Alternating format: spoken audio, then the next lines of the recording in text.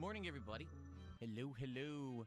Welcome to the stream, and welcome to those who are here a little early. I am just finishing setup, and I'm raring to go today. Should be a good day. We've got some staple good games in the rotation today, including Hollow Knight on the first stream here, and then more of the awesome RimWorld on the late shift. So the gameplay itself should be quite fun, but also on today's podcast, we've got various topics to discuss, including yesterday's little retro event on the Switch 2 and deciding which games that are available in the Switch 2 library will be played during the upcoming Retrothon. In addition to that, we're going to talk about Are we doing this again? Kick now cracking down on bots. Because Kick has been doing an initiative trying to identify people who are abusing their KCIP program. That is will be played yesterday's little retro event on the Switch 2 and deciding which games that are available in the program.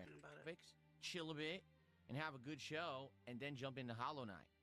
So, if that's what you're here for, you're in the right place. Alrighty then.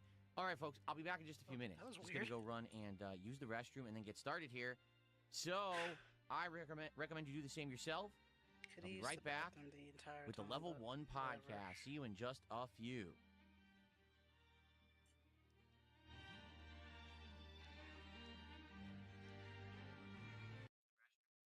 Get him out of here.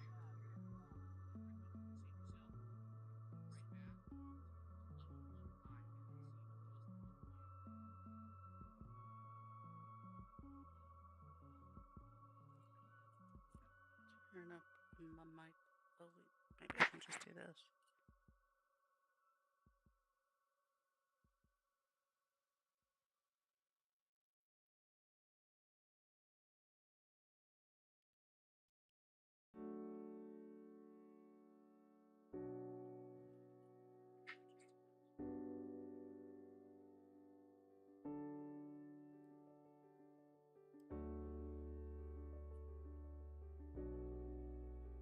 Toot toot.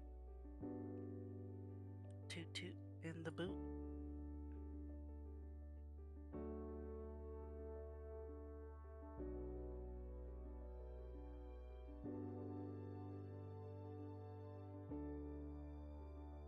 Toot toot. Toot toot in the boot. Alright, that's good, I think.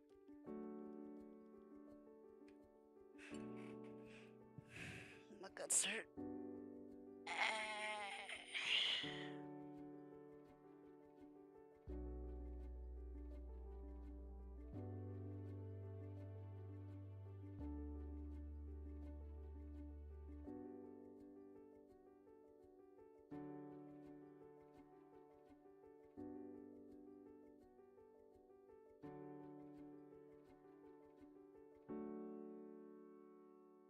So he went on break and then came back and played the thing again.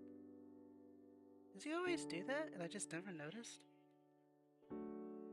It's weird. What a weird guy.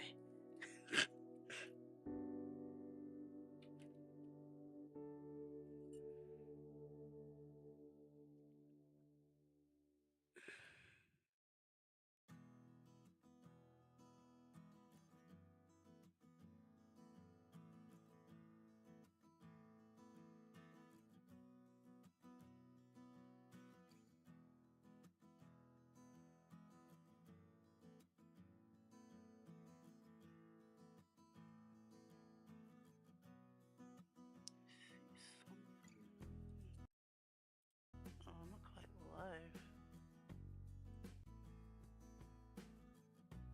Well, it didn't really make much of a difference, I guess.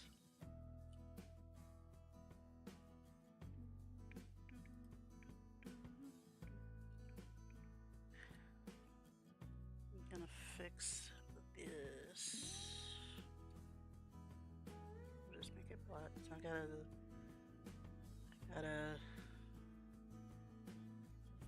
gotta stay within the 6 color limit.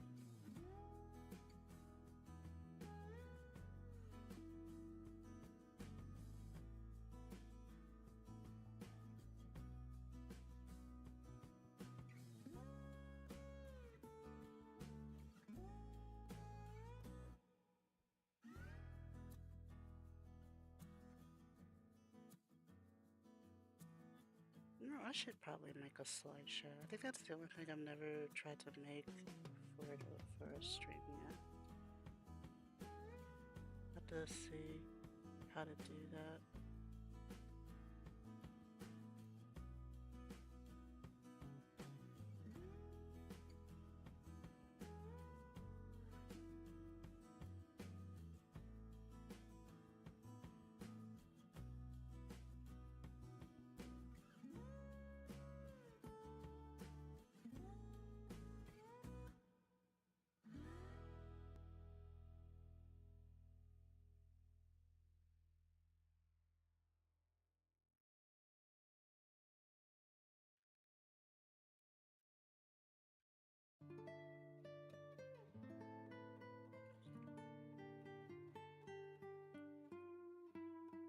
Maybe I should make the O bigger.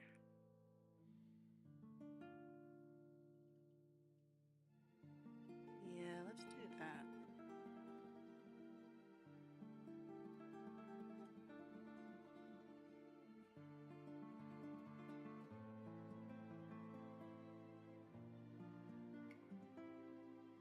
Just do this.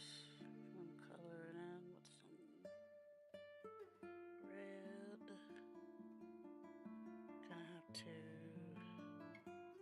erase. Oh, okay. Nothing happened.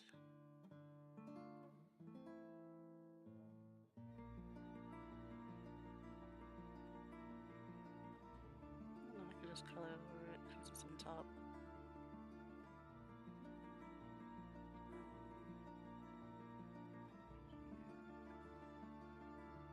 Here a little bit.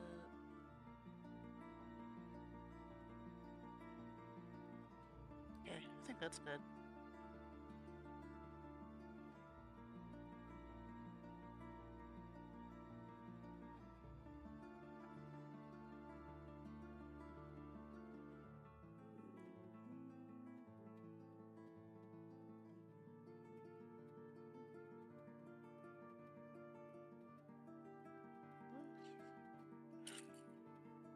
Okay.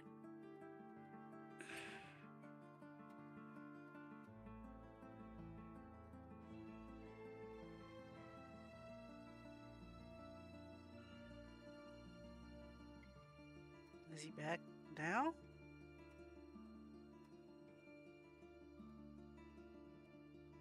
Nope. He just said he had to go use the bathroom.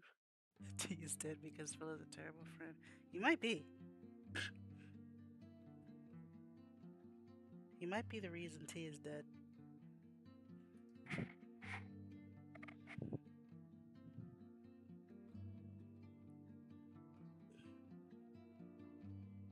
Alright, he's back now, I think.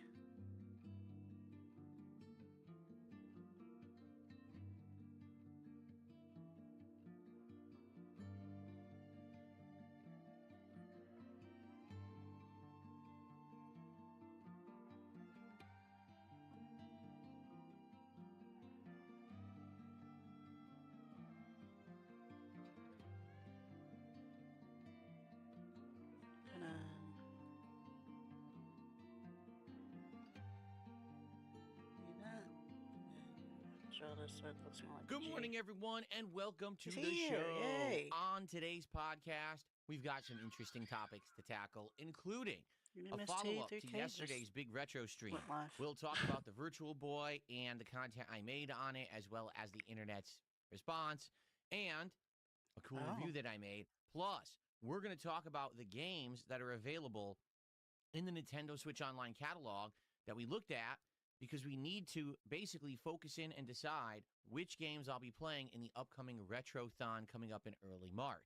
In addition, I would just play the games I've never played before. Interesting thing going on Kick. If you're not aware, Kick is cracking down on bots. And there's one particular streamer that's been affected.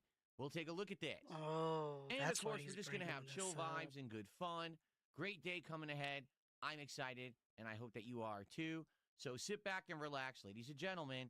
It's time for an exciting midweek episode of the Level 1 Podcast. Hey, if he's gonna play, actually, let's see if he turns his music on or not.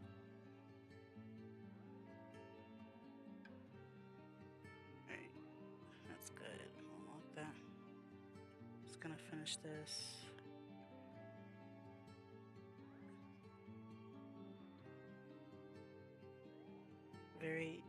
Trying to not say this won't take long and cursing myself, but I don't think this will take very long.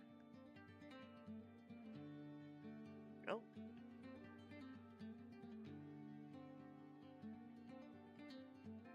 Switch.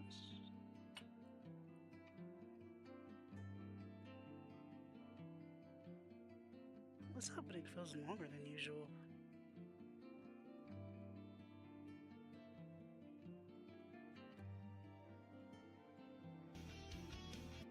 Alrighty, everyone. Good morning and welcome to the show. It is Wednesday, the 18th of February, 2026, and I'm DSP, and this indeed is the Level 1 Podcast. I hope that you're all doing well. Why'd you say that? Midweek show. What else would it be? Meaning, we're already 3 days into the streaming week. Certainly doesn't seem like it, does it? But man, time flies.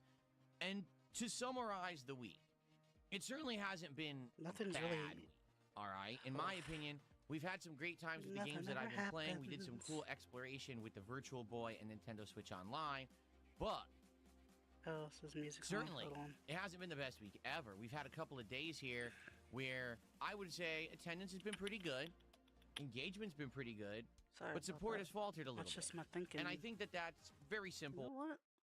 Oh, sorry. A reason why. If you take a look at my lineup right now and everything that I'm playing, it's a lot of ongoing stuff. For example, Hollow Knight and RimWorld I've now been playing almost a month. I think RimWorld I've been playing for more than a month, and Hollow Knight is almost reaching a month by the end of this week. Funny enough, those playthroughs actually are doing really good when it comes to levels of engagement and support. We get a regular crowd that come by for those games and want to see them. So in that regard, it's fine. But Street Fighter 6 now, I've been playing for over a month, and let's be honest here, it's not like the game has improved in the year that I stayed away. In fact, quite the contrary. Everyone kept playing the game. Everyone try-harded. Everyone learned online patterns. And everyone basically plays the same, just like they used to. And the game hasn't basically gotten anything original or interesting going on outside of a few new characters. If you haven't noticed, though, almost no one uses them. Did you notice that? For example, What, you mean Alex? Elena? we've seen her, a small handful of times. And every time we see her, pretty much the person who plays her sucks and doesn't know what they're doing. I think we fought one Elena that was They're actually probably good, still, and it was like, a she pretty came good out match not back that long and forth ago. because I People didn't who know are what to fighting expect with her from her. But outside of that, might still be the character's like dead, even though it's a new character, right? Jeez. Sea Viper. I've fought both Goody and Bad Sea Vipers, but again, Goody and it's Baddie. a rarity that you would see her. I actually saw a bunch of Sea Vipers in a rare, like, marathon of them last night, but outside of that, you almost never see them. Sagat. They might be Yeah, we've just seen higher some up in the Sagats, rankings than you, so you just don't ever see them. and it definitely seems like there is a pattern that people memorized with Sagat, but for the most part, again, have we been blown away by these new characters? Not really. Instead, we just see the same tried and true, top tier, spamming nonsense over and over. So I think what's happened is people were excited because I had stayed away from Street Fighter 6 for a year, but at this point, I've gone through the rotation of all of my regular characters, right? I played with Lily, Honda, Dalzim, Zangief, and Blanca. And I even tried the new character, Sagat, right?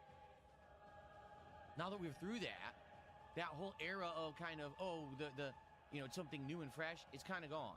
And what's happening is we are getting a regular crowd that come to watch Street Fighter 6, but sadly, the support has fallen off. It happened last night where it was actually quite rough. Street Fighter To even again get the stream to 100 for the bucks. Okay. fourth time. This is exactly what had happened with Street Fighter 6 in 2025, This is and one of so the dumb. reasons Why why I does he stopped keep playing playing it. this game? You know, it's not I mean, I know why, necessarily but, like, always fun to play. Sometimes it is, sometimes it isn't. It all depends on the Nostalgia's a level of bitch. connections that I get. That leads to either me having a good time. Because here's the thing, I'm okay losing as long as it's a good match and I learn or I'm impressed. Like last night, there was a Lily player who was a high master. They were super good. They were using combos that I knew about, but I haven't used in like 2 years because I forgot all about them. They were using strategies. I was like, oh yeah, that juggles, that's neat. This guy is really good. I enjoyed losing. Yes, you can actually enjoy losing in a competitive game if you feel like you saw something impressive or you learned something. Yeah, but is that what And that's the happened? problem with Street Fighter 6 is the vast majority of time that you lose, you lost to a nauseating copy-pasted pattern that you can't fight online because the game is laggy as shit online. It's frustrating. Alright, sir. So, sometimes I will have a great time, with a stream and a good time with the audience, and we all are excited, and then sometimes it's just rage-inducing nonsense, and I hate it, okay? But I think that's kind of the love-hate nature of Street Fighter 6, and a lot of people like that, but it doesn't always translate into support. Last night, first time in a month, we didn't even come close to having a great stream for support. It was just okay. It wasn't just hit bad, his mic? Is that but what I also heard? wasn't great. So, yeah, is it disheartening because I'm, struggling to play with a low-tier character like Lily, and I'm trying my best, and basically people aren't really supporting the stream? Yeah, it is disheartening, and it's frustrating. So, I think what's happened is Perhaps we've if he reached had the a point goal where to work it's towards. been a long time since there's been a TV. big high-profile game that I'm playing. Let's be honest, I'm pretty much doing all filler and downtime content because there's just nothing new coming out of any stature. Neo 3 is a dud. Sorry, it just is. How do like, you- I hate to you tell didn't but the play whole it? gaming universe really isn't talking about it. It's been out for a week and no one really cares. And outside of that, You've every had game people that's coming ask out you has to been play good it. or not a big deal. I think the first big release of 2026 will be next week's Resident Evil Requiem. Finally, we'll have a game everyone will be playing, everyone will be talking about, and everyone will be hyped for. And it just so happens that Resident Evil Requiem is also a game that will be notable for me because I am known for playing survival horror. People like seeing me play survival horror. They really enjoy it, right? So I think that's going to be something that's going to be great. And the month of March, actually, is going to be a really good month for games. If you take a look at the schedule and the things that are going to be coming out, quite a few interesting ones, including Marathon releasing, that Pokemon Pocopia game. There's that Mouse PI for Hire, which looks like a unique kind of cartoonish FPS game. Crimson Desert is a huge one that everyone is talking about. Everyone's saying, oh, it looks like it might be Crimson Desert? insanely good. Oh, yeah, I think Or with is it going Black to be a Desert. My big bad. fail? We don't know. It's kind of like a question mark, and everyone's wondering if it'll be as good as it looks. I mean, we've got Life is Strange, Screamer. There's a lot going on in March. So March is going to be a release-heavy month, and I think that it's going to be an exciting one. But just hasn't been like that this year. We've been playing a lot of indies, and that's good. It's good for variety to play all these indies. But you get to a point where you realize, yeah, at some point something big's got to happen in gaming, and it's finally going to happen next week. Hopefully, Requiem is good, right? We all are sitting here hoping, man, we need a big release. Hopefully Resident Evil Requiem does it, and it's a really good game. So, oh, I think I've seen I this think that's before. what it is. Yes, I have a crowd that's coming by and enjoying what I'm doing, 19. but it's just not the huge mainstream Oh, crowd. it was We'll a get that back hopefully next week with Requiem, and hopefully they'll stick around for all the releases that'll be coming out in March.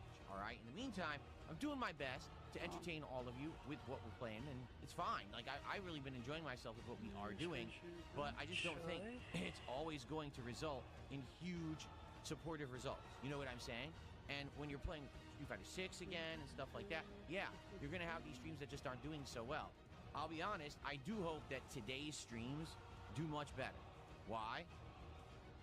4 straight streams that were just good but not great.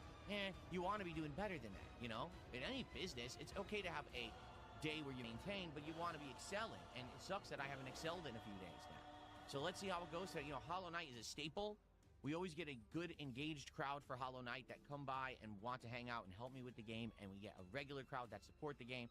So, hoping that that happens again today. And, of course, RimWorld's been my over-performing stream, where it's actually been doing very well compared to the other things that I'm doing. So, hopefully today we will come, you know, get a good day and come back. We'll have to see. I mean, if you like my content, today would be the day. Let's go. Let's get some support.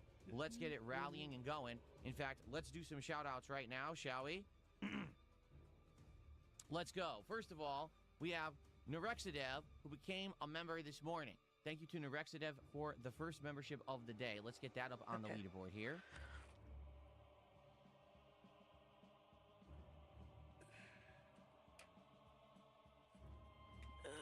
And then we've got 220, who did a 100 kicks to get the kick started rolling today. The 220 or a different 220? Yes, I'm going to say it again.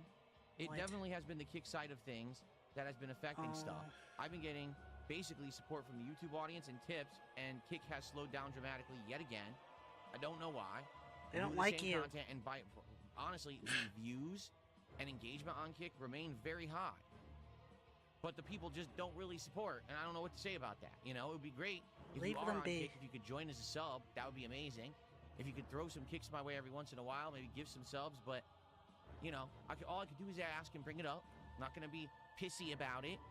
But I'm just saying, the kick stuff has been down the last couple of weeks. It would be great to have a bounce back there, too.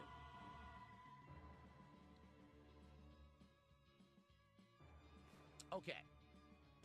So, good morning, everyone. How's everyone doing? Let's say hello to everyone first, and then we'll talk about yesterday's stream of the Virtual Boy and my coverage of it and how the internet reacted, and then we'll talk about retro games for the Retrothon, and then we'll talk about this kick crackdown, and then we'll see how much time we have left, okay? So let's see. Shout out to Muckman, Chopped Cheese, The Night, Copium, Lucky Larry, Nerexidev, Huzue, Eddie. Who else we got? Daniel, Laz, I can't read that name, it's way messed up. Revan, Spooner, Chris, how are you this morning? Let's call him L, then. Man Jack, You're Not Funny's here. The Don Toothpick is here. Rose Diamonds, how you doing? And Dab Hands, good morning, everyone. Broden's here. What's up, Broden? Good to see you all. On the kick side of stuff, we got Rodney Trotter, Omega Trees, Very Matter-of-Factly, Spoons, Maxed Out Dumbbells, of course, 220, Shooting Stars, Rock, Simple Fella, Large Marge, that's a blast from the past, Eddie Chill, who else we got? Ghost of Willie 2 Guns, Very Epic Man, and more, because there's more people there. Good morning, everyone. Thank you for being here. Welcome to the stream. Got a good crowd to start. I'm sure it'll even build up even more over the course of the podcast, as tends to happen. In fact, what I'd like to say is thank you to everyone who's actually here watching my content and is real. I mean that because there's a lot of you, and I appreciate having that social aspect to my streams every day. It's not just me talking to myself, it's me talking to an interactive audience, which is a key part of success in the modern era, because if you're not aware, there has been a large effort by streaming services to crack down on people who are cheating. What does that mean? It means that What do I there mean by that? likely is a very large amount of people out there who stream and are trying to look bigger and more popular than they actually are via the use of some underhanded services like viewbotting.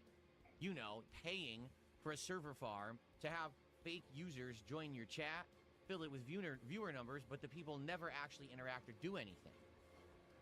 Pretty bad. And it's actually more rampant than you think. And this is all over the place. This is on YouTube, on Twitch, and on Kick, that this has been happening in the last year to 2 years. In fact, It's probably people been have happening been longer than suspect of bigger streamers. People who actually are like very prominent right now, like Burnt Peanut, has actually recently been accused of viewbotting, and he hasn't taken it seriously. He just kind of blows it off and jokes about it on his stream. But people are saying for some guy who apparently has tens of thousands of viewers, his chat doesn't really move very much. So, is there any truth to it or not? You know, there might be, there might not be. You don't know. Today we're going to talk about a particular streamer who has been affected negatively by it this week, and we're going to analyze this subject, okay? Why though?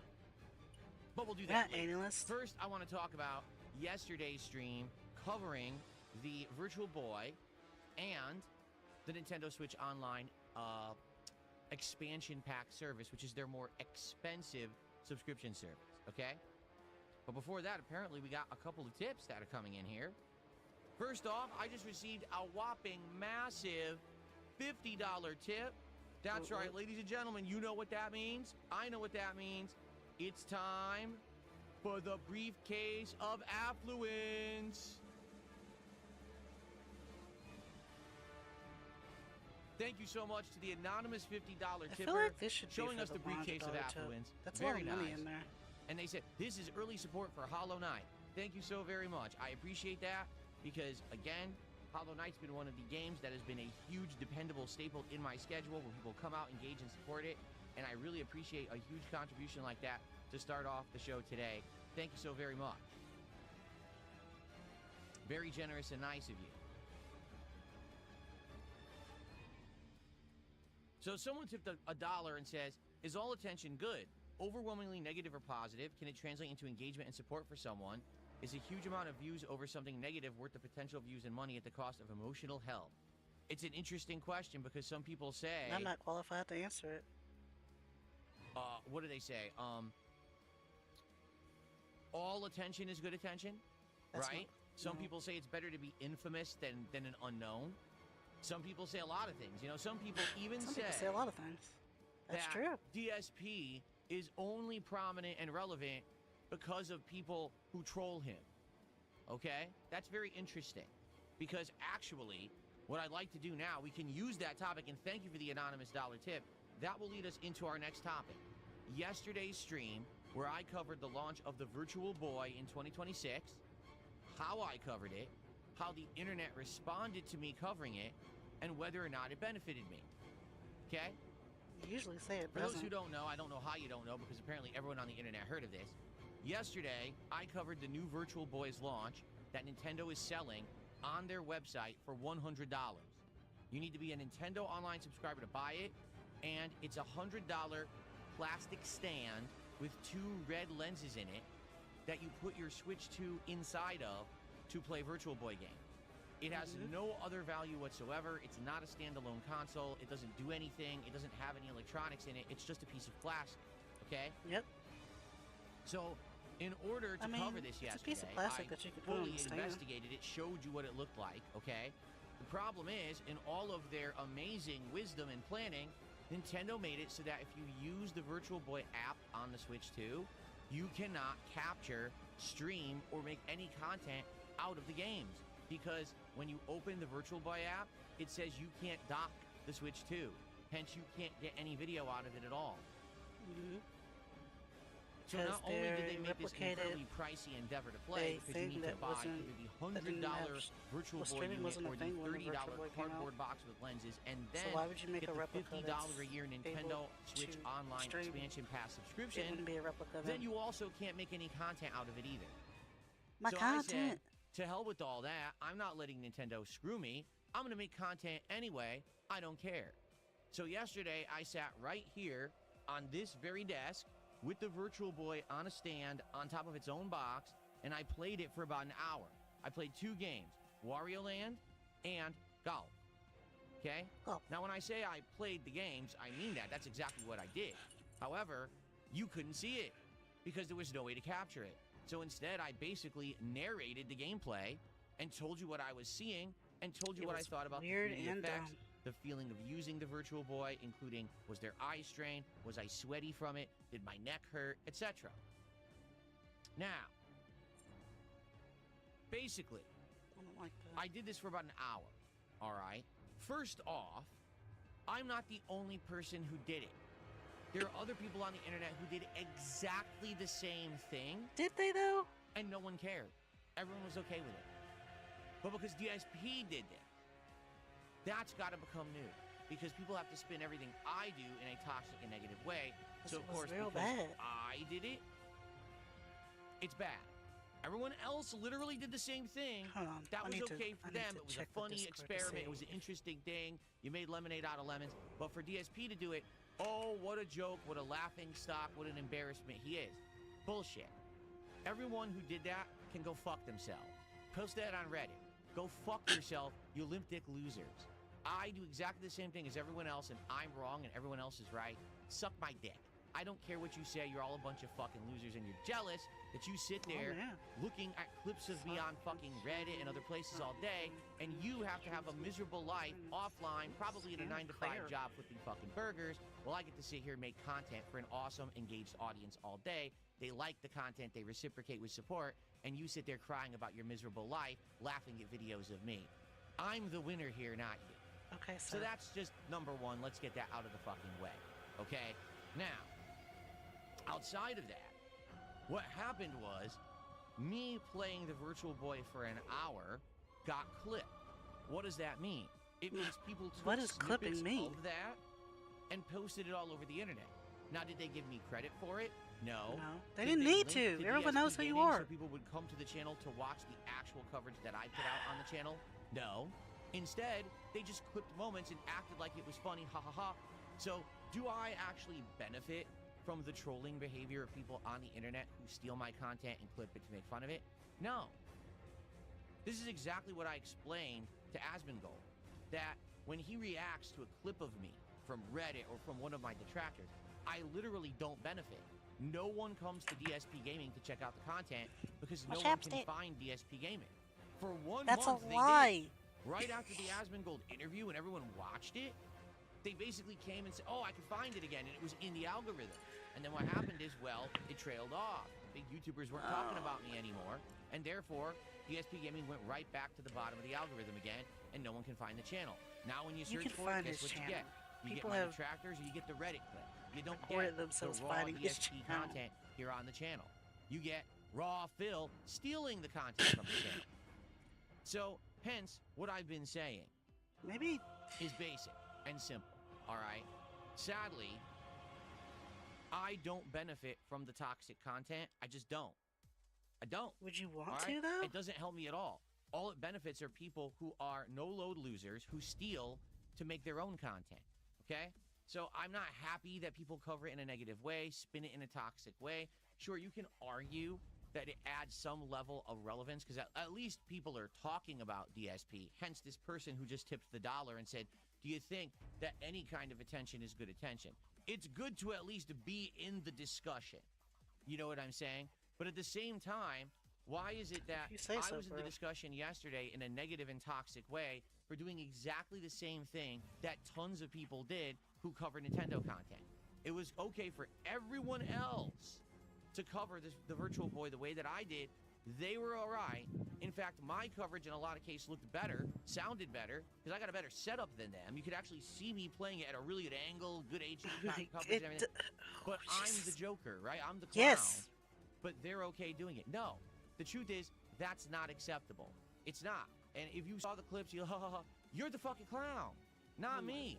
I'm really the one who makes a living doing it. So who's the joke here? Really? These are jealous ass fucking people who just want to act like I'm some kind of miserable wretch who's down on his luck that he has to do this. No, I had a blast yesterday. I want to make that clear.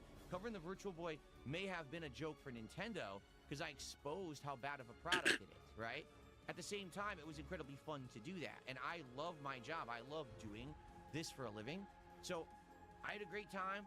I will continue to cover this kind of stuff in this way because now I can. You know, in the past, it was, I couldn't get the $100 piece of garbage from Nintendo to cover it because I couldn't afford it. Well, now I can, So and we're I will just gonna continue waste to do money? this kind of coverage, and my viewers will appreciate it. And I'll explain why. Okay, please, because I don't get it. My viewers like me doing original stuff. My viewers, and when I say my viewers, I mean the positive people who've been with me all along, or some of you who've just joined me over the last several months and are here in a very awesome and engaging way. You guys like what I'm doing. I know because I've been seeing the feedback live on the streams. I've been seeing the comments and the thumbs up you're giving me, and I've been seeing the support that you're giving me to keep me going. And I really appreciate that.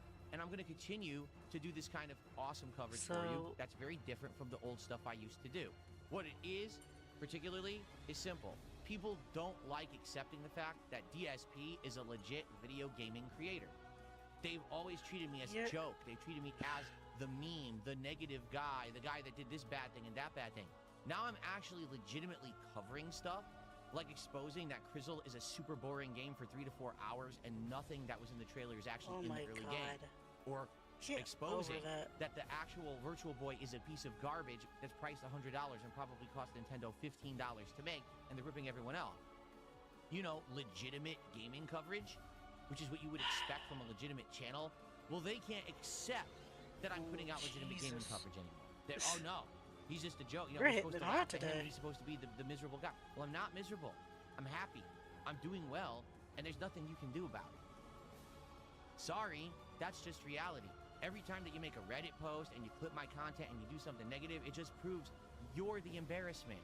You're the miserable fucking people out there, not me. I'm good. I'm doing well. Yeah, I rage when I play Street Fighter. Yeah, it's disappointing if I have a stream that doesn't do as good as I hoped it would.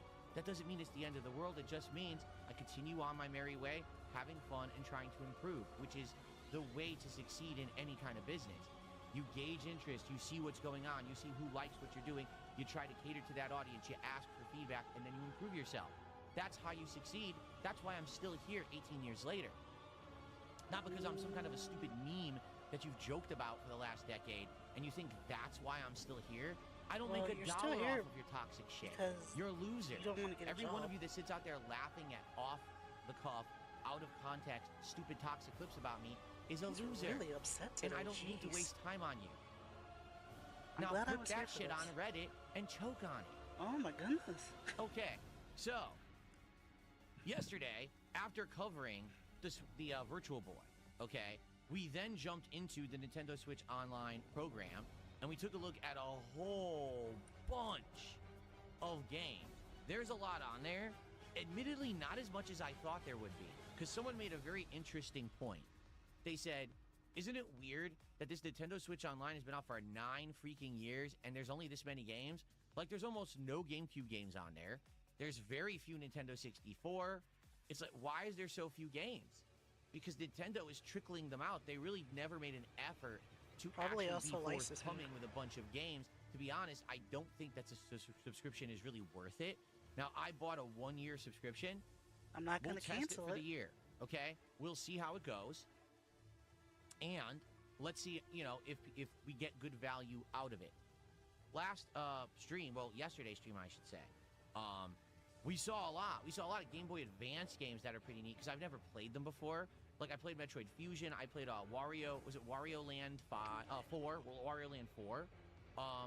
And both of them seem really good games. 4. Oh, also Zelda, Legend of Zelda, Minish Cap. So 3 games right there. Never played. Didn't know much about. Played them all for a few minutes. They were great. Okay, these are all games that I would consider playing in the future. Why not? I've never experienced this library of Nintendo games before, and now you can play handhelds, you know, streamed. That's pretty cool, okay? So there, I would say there's some good potential. But we also looked at a lot of the games that are on NES, Super NES. There's even some Genesis. That's another thing, the Genesis library. Pretty disappointing. Essentially, it's everything that was on the Genesis Mini and just a few more games, so not that much.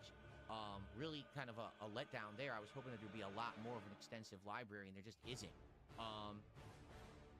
So, what I would like to ask of you, and I'm curious because we're all here, we're going to be interactive now, hopefully. What do you guys think I should check out of that catalog?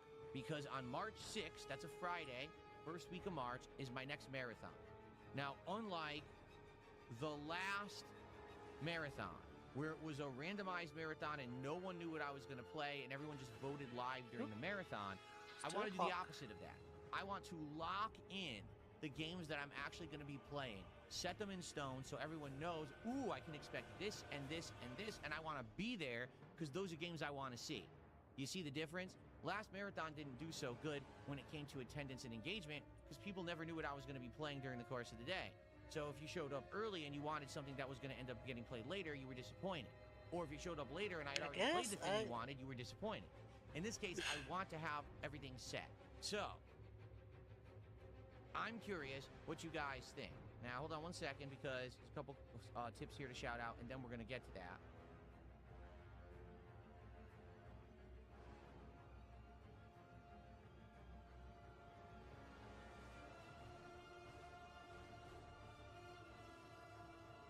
Huh?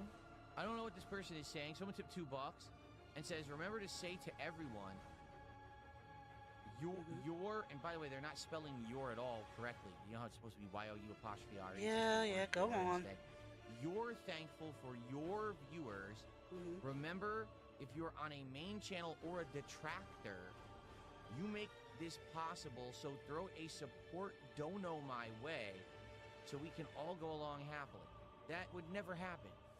No one who's watching the detractor stream right now is going to leave the detractor stream and come over here and drop a donut. I just don't believe that. And that's the point I'm making. No one who sees me get clipped and thrown on Reddit, no one who clips and puts it on X and gets views and shit, I just don't see any of those people being positive and even finding my content. That's what I mean. Like, there's people who literally only watch the toxic stuff. They've never even been to DSP Gaming. They don't even know this channel.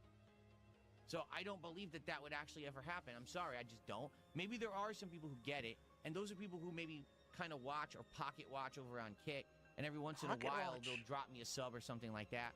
Like, for example, yesterday, Virtual Boy Defeats DSP dropped a couple subs, and I was like, you know what? This is a guy that razzes me all the time.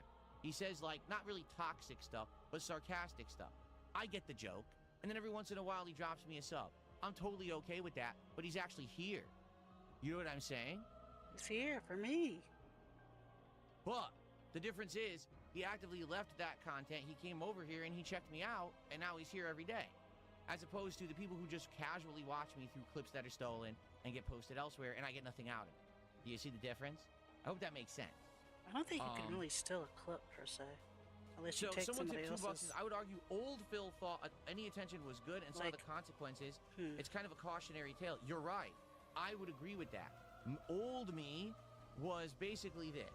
Say whatever, do whatever, get attention, profit. Because old Phil used to be based off of raw views turning into ad revenue.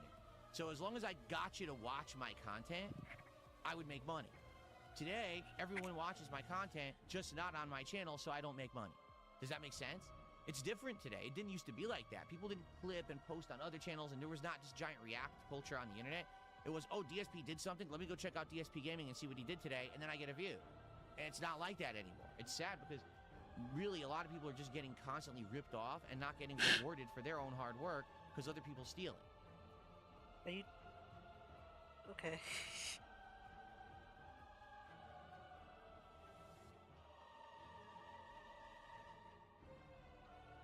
Okay. What are you talking? Someone tipped $2 Who and is said, getting well, why are you ripped even off bothering exactly? addressing this? Because it's not going to do you any good. The detractors can't be changed, and your fans are already your fans.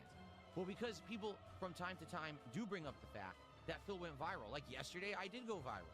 The clips of me reviewing the Virtual Boy actually got, I think it was like within an hour, 8,000 likes on X, and then Reddit posts and shit. And people are like, well, why aren't you happy about that? Why don't you bring it up? Why don't you mention it? Because it doesn't benefit me. It doesn't. It doesn't help me at all. It's all stolen shit. And no one credits me. That's the other thing. That's because they already know who you are. DSP Gaming reviewed the Virtual Boy in a hilarious way. At least someone might fucking come to DSP Gaming. But no one ever does that. they always purposefully try to change it and make it so that no one would know where I am and how to find the content. That's not I'll true. give you the example. Are you ready? Because this is actually where I was going with this. So here, yesterday, People know exactly where I to put out find the you. videos, right? So And they know who you are. They put your name in the title of the videos. video of me actually playing the Virtual Boy, well, let's see, it went viral, right? So, you know, the X post got 8,000 likes, which means it must have had tens of thousands, if not hundreds of thousands of views. It was front page on Reddit, and it got hundreds of thousands of views. How many views did my video get? 1,200. See it. They didn't go look at your That's original the point video I'm because they making. saw How it much in money the. do I make on a video like that? Probably $2. No exaggeration. I'll probably make $2 on that video in ad revenue. Now I think you see my point. No one watches the raw content because it's stolen. There's no reason to. Okay, They've already that's where I was watched going it. with that. Is that I did all this hard work yesterday. I covered it, and you know, can you imagine if actually no one stole the fucking content and actually watched it at the source? No one would have If I actually watched got it. paid for my work? But that's how the internet works. Everyone steals everything now. That's why I enjoy being an interactive live streamer and making my income on the stream, not on the residuals. Because I used to be the residuals guy, and the residuals The residuals. completely disappear when everyone constantly steals your content. Okay? So there you have it. Okay. So, Residual and by guy the way, a sounds couple more like. tips are coming in. I don't know. I don't like the way that sounds. Someone tipped $2 said exactly the same thing that I just addressed. So thanks for another $2. It's literally the same, like same exact thing we just said.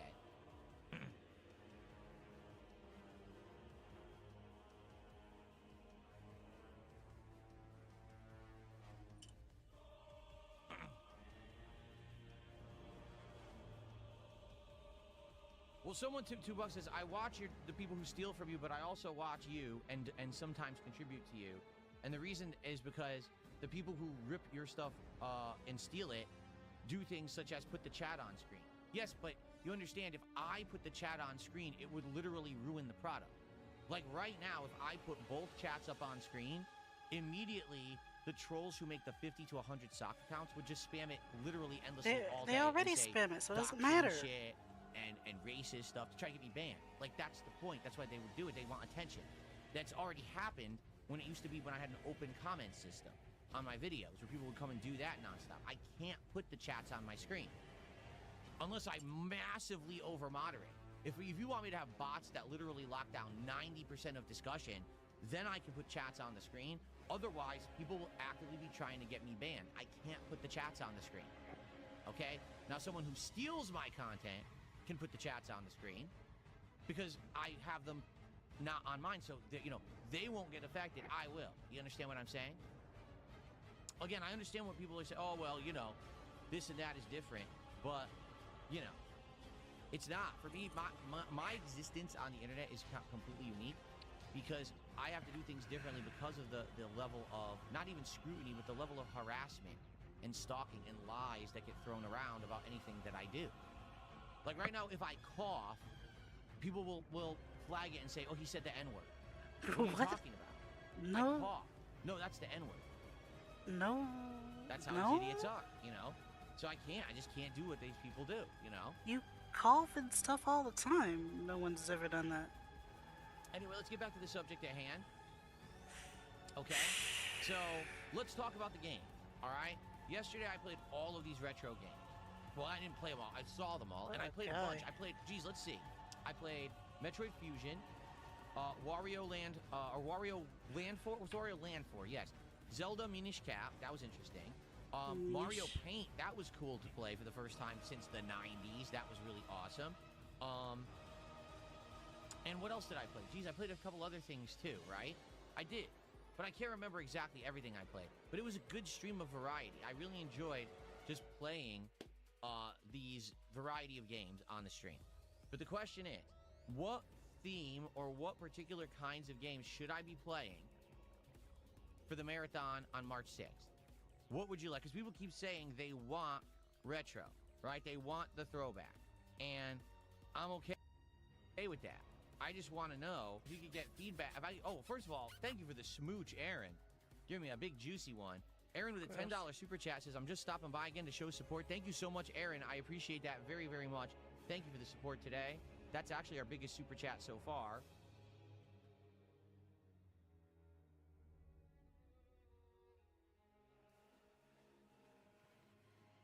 So many smooches. First, we had a briefcase of affluence, and now we got a big juicy smooch.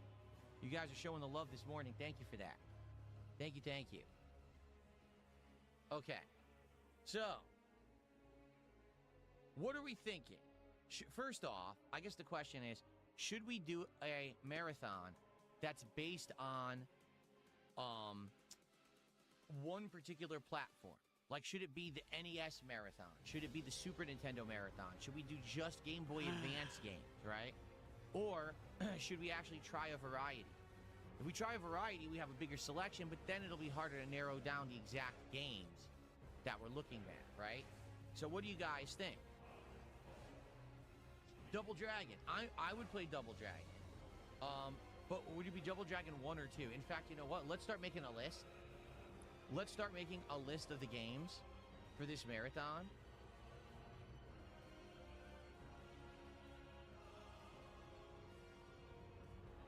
Yeah, let's get rid of this one. Let's make a new tab here. So, the Retrothon game nominations, right? I'll put Double Dragon. Now the thing is, there's Double Dragon 1 and Double Dragon 2, and then there was Double Dragon Cross Battletoad, which is a little different. My personal favorite is Double Dragon 2. That game is absolutely outstanding when it comes to the graphics, the gameplay elements, the music. It's a really fun game. So that would be my pick. Should I just pick, since you nominated a category? I'll say Double Dragon 2. Keep in mind, these games that I'm mentioning, I've not played since I owned an NES. I haven't played Double Dragon 2 since like 1990 or something like that. So it's going to be a long time coming, but it'll be cool to go back and play. Okay?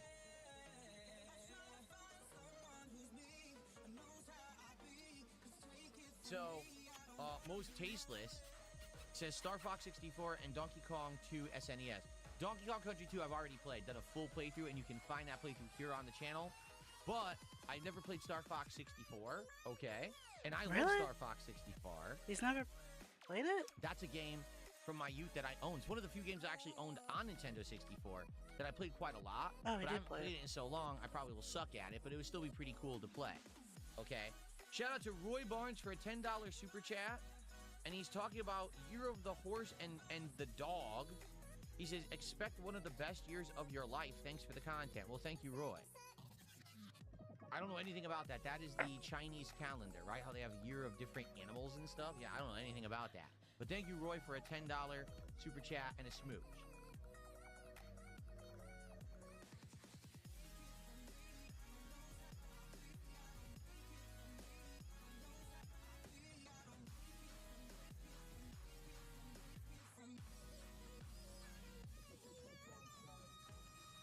What's he looking at now? Okay. Sir? On. What? Someone's asking to be unbanned, and I'm going to see if I can just quickly unban them.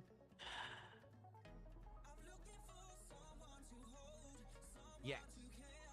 I love that I can quick unban people now. This is huge. Remember, you see me ages to do it, and I do it instantly. So you're a person who just tipped me $1. You're unbanned. Thanks for the buck. Okay. Sweet. All right. So I would say Double Dragon 2 and Star Fox 64. Two great suggestions. No, you see, Most Tasteless, I'm with you on that. He goes, the Sega Genesis X-Men game if they have it. Dude, their Genesis selection sucks. It outright stinks. I don't know why. It's only like 10 games. And we're okay, It's like weird 20 that games, it's even but like most of on the games there. we've already played on the Genesis Mini, like the Mega Man Wily Wars or Sonic 1 through 3, stuff like that. They don't have any good ones. You know, oh, that's a good suggestion. Someone said, would I play Street Fighter 2 Championship Edition, which is the Genesis version of Street Fighter 2, and it's horrible. Like, would I just play it for laughs? Yes, let's do that. Wait till you guys see.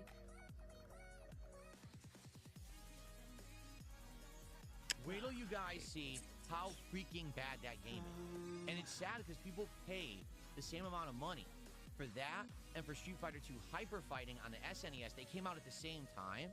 And Championship Edition is so awful. And I don't know why people, like, basically didn't get pissed that they got ripped off, because they absolutely did.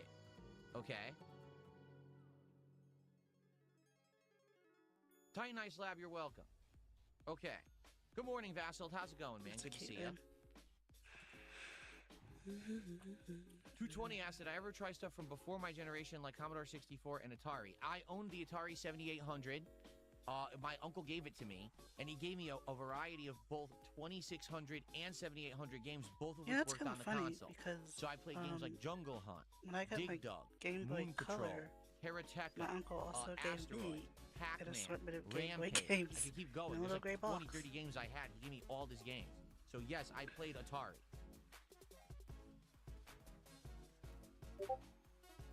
Okay. Try Luigi's Mansion 1. Okay, I've never played Luigi's Mansion 1. I like that suggestion. I've only played Luigi's Mansion 2 for a brief time on the 3DS, and I played a full playthrough of Luigi's Mansion 3, but I never played 1. So that's a good suggestion to maybe try that for a little bit.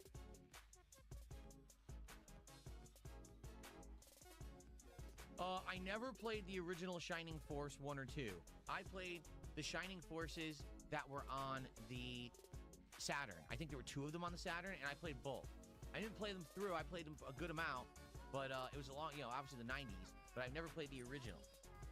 Soul Calibur 2. If you want me to play Soul Calibur 2 for a little bit, I'll play that. That's on the GameCube, right? And isn't that the version that has Link from Zelda in it? I think so.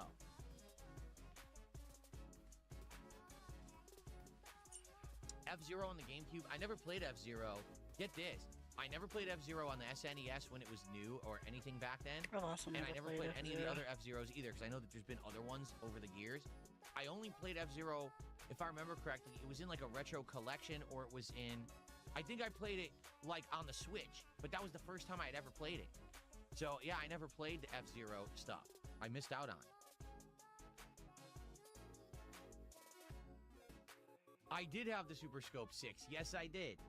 And that, man, let me tell you, the Super Scope 6 was a fun accessory, but there were 2 critical flaws. All this One, it killed the batteries so quickly, and the thing took like 6 batteries. Grandpa, tell me so you'd be about playing all of the for like a couple hours, and it would die. Like, what the fuck? This thing ate my batteries that fast? It was wild how quickly. And number 2, it didn't have enough games.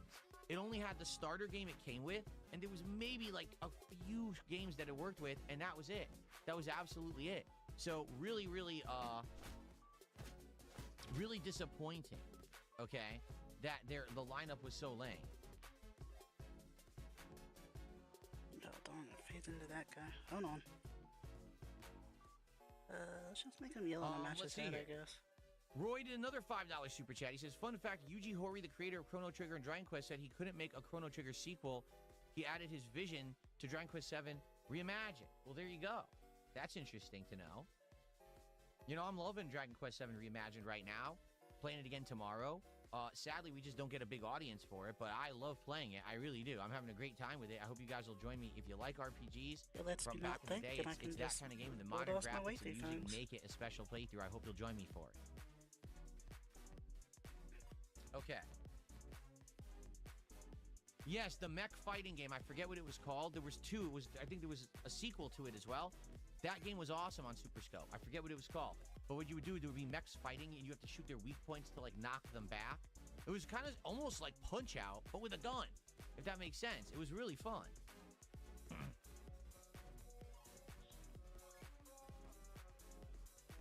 Clay Fighter was a fun game, but busted. It was not a balanced game. That's not on there, sadly. I looked for it. It was not in the library that they have on Nintendo Switch Online. We did play Eternal Champions on Genesis. I hated it. Okay, so far we have Double Dragon 2, Star Fox 64, Street Fighter 2 Championship Edition, Luigi's Mansion, and Soul Calibur 2. Do you guys have any other suggestions of games that I should check out during the Retrothon in March? Let's get a couple more, and then we'll keep adding to this list, but we'll try to lock in to those games before the marathon, so that way people know what to expect, and they know to come by and check it out. Let's see if there's anything. Isn't Clay Fighter super rare? I don't know. I've only played it at Blockbuster Video. I rented it. I rented it a few times, actually. Streets of Rage. I think it has Streets of Rage 1, 2, and 3. If I saw in the Genesis collection. It might have only been 2, though. I'll put that down. I don't know if people are gonna want Streets of Rage, but I'll put that down. Well, let me ask you this: Streets of Rage 1 or 2? Because I know 1 and 2 are in there. Which would you want me to play? Because we have to like narrow it down to 1, right?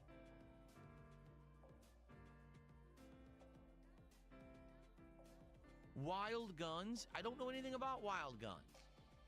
It looks like it's a shoot 'em up. 2, people are saying Streets of Rage 2. I know I played Streets of Rage 2 once before, but we could play it again. It's got a kicking ass soundtrack. I know that. What's up, Game Boy? Good to see you. Welcome to the stream. Good to have you here today.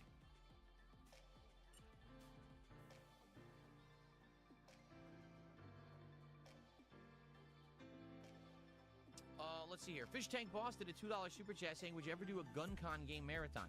GunCon sounds familiar. Was that the gun for PlayStation or something? I'm trying to remember. I mean, I don't have it, and the sad fact is, those gun accessories, most of them don't work with modern TVs. Old school gun accessories, the way they work is that you would aim at your TV, pull the trigger, and when you pulled the trigger, essentially the screen would flash, and the area you were supposed to be aiming for would be like a color while everything else would be black. So if the gun registered that it was pointing at the color, you get a hit detection, and if not, it wouldn't work. The problem is it only worked with old school TVs. It doesn't work with the new LED or LCD TVs at all. So like if I had a gun accessory here trying to use my OLED monitor, it wouldn't work. How it worked, because I don't know. Maybe I'll go look into it later.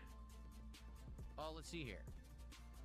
Roy did a $5 super chat asking, will I ever play Ghost of Yotei a try? Because Ghost of Yotei is getting a multiplayer expansion in March. No. Just being honest. Everything I saw about Ghost of Yotei looked incredibly, how can I say, not bad, but looked exactly the same as the first game. Just swapping the protagonist for a new protagonist and a new story. But why would you want to do that? It's the same game. And people who played it admitted it's pretty much the same game as the first. They just liked the game so much they wanted to play it again. But it's a different story and character, for me, it's it not... wasn't like, oh, I'm so Do you upset mean about mechanically Ghost it's of Yotei like the same game? of all the political nonsense and cultural nonsense people tried to throw into it. I really didn't want to put up with it. Like, if I played it, I knew people were going to come to the chat and say, the voice actress of this main character is a liberal leftist feminist, blah, blah, blah.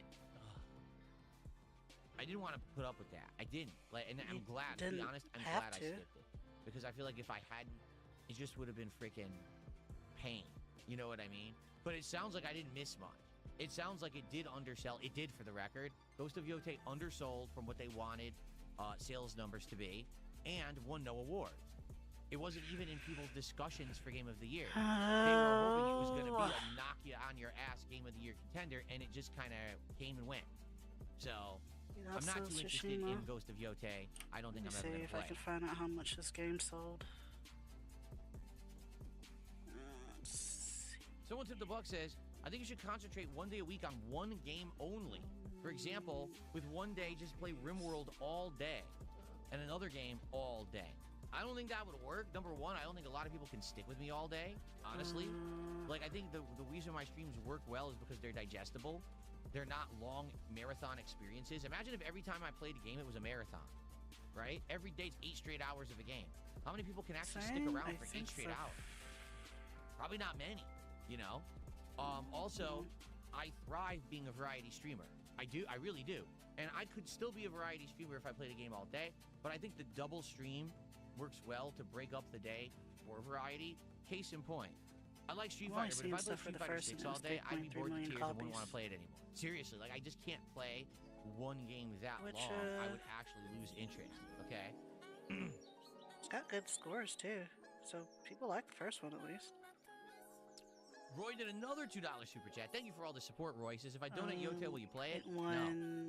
It's not about the cost of the game. It's never about the cost of the game. It's about the fact that I'm not interested, and the audience wasn't either. And trust me, Adventure Game of the Year for 29th Annual Dice Award, and a ton of people and Outstanding Achievement in Original Music. You're really screwing yourself here. This is like Game of the Year. For this is a huge game. Awards, you're really missing out. It was literally the opposite. People were coming to stream saying, so I'm playing Ghost of Yotei, it's all right. Like, no one actually came to me and said, Ghost of Yotei sucks. No one said that, so I want to make that clear. It's not that Ghost of Yotei apparently is a horrible game or anything like that. It's not. It's that it just isn't good. It's just kind of eh.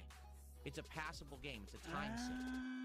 I don't want a passable game or a time sink. I want something that stands out and is interesting and worth my time. My time is very valuable. I'm getting pulled in a million directions. Play this game, play that game, play this AAA game, play this indie game, play this game from the past that's a retro game that you missed, play this retro game that you know, because you'll add a lot to the commentary because you know that. See what I'm saying? Like, everyone wants me to do everything. I need to do things that are going to be notable with my time, and particularly with Ghost of Yote, that game is long as shit. People were saying minimum 40 hours to play it. I don't have 40 hours to just throw away because it's a new game. I need, if I'm going to invest 40 hours in something, it's got to be worth my time, okay? Okay. So it's, sorry, I thought it was Shishima, or Sushi. What a dumb thing to say. Is it because you play as a woman? I remember Stellar Blade being an issue. Yes, it's because you play as a woman. That's why I never played Horizon and its sequel. That's why I don't use Lily in Street Fighter 6. What are you talking about? It was a stupid thing to say. See you later, Roy. Thanks for a final $2. He says, I got it. Hope you have a great stream and peace out. Thank you, Roy. I appreciate that. Thanks for all the support. I really do appreciate that. Thank you, thank you. Again, you guys are helping me right now because I'm trying to bounce back from several slower streams and already to have a freaking 300,000 big units. chunk here of support just on the podcast is in amazing. The UK, thank you, guys. best-selling physical game in July. What's up, Satan? How you do? How you doing, man? 7th best-selling game. Best-selling game during a state beat with 200,000 units being sold. 2.4 million units in the first 3 days of sales. We got some games on the lineup. We got Double Dragon 2, Star Fox 64, Street Fighter 2 Champion Edition, Luigi's Mansion, Soul Calibur 2, and Streets of Rage 2. I want more suggestions, so if you're watching this podcast on demand, feel free to leave comments on it and leave your suggestions for games for the Retrothon, and I'm going to continue to ask this over the next couple of days. I want to get a good lineup of maybe 10 solid games, which we could then determine what we want to do during the event, but at least people will know the games, right? So people will know what to expect in the marathon and show up and see those games, you see? That's good. Okay.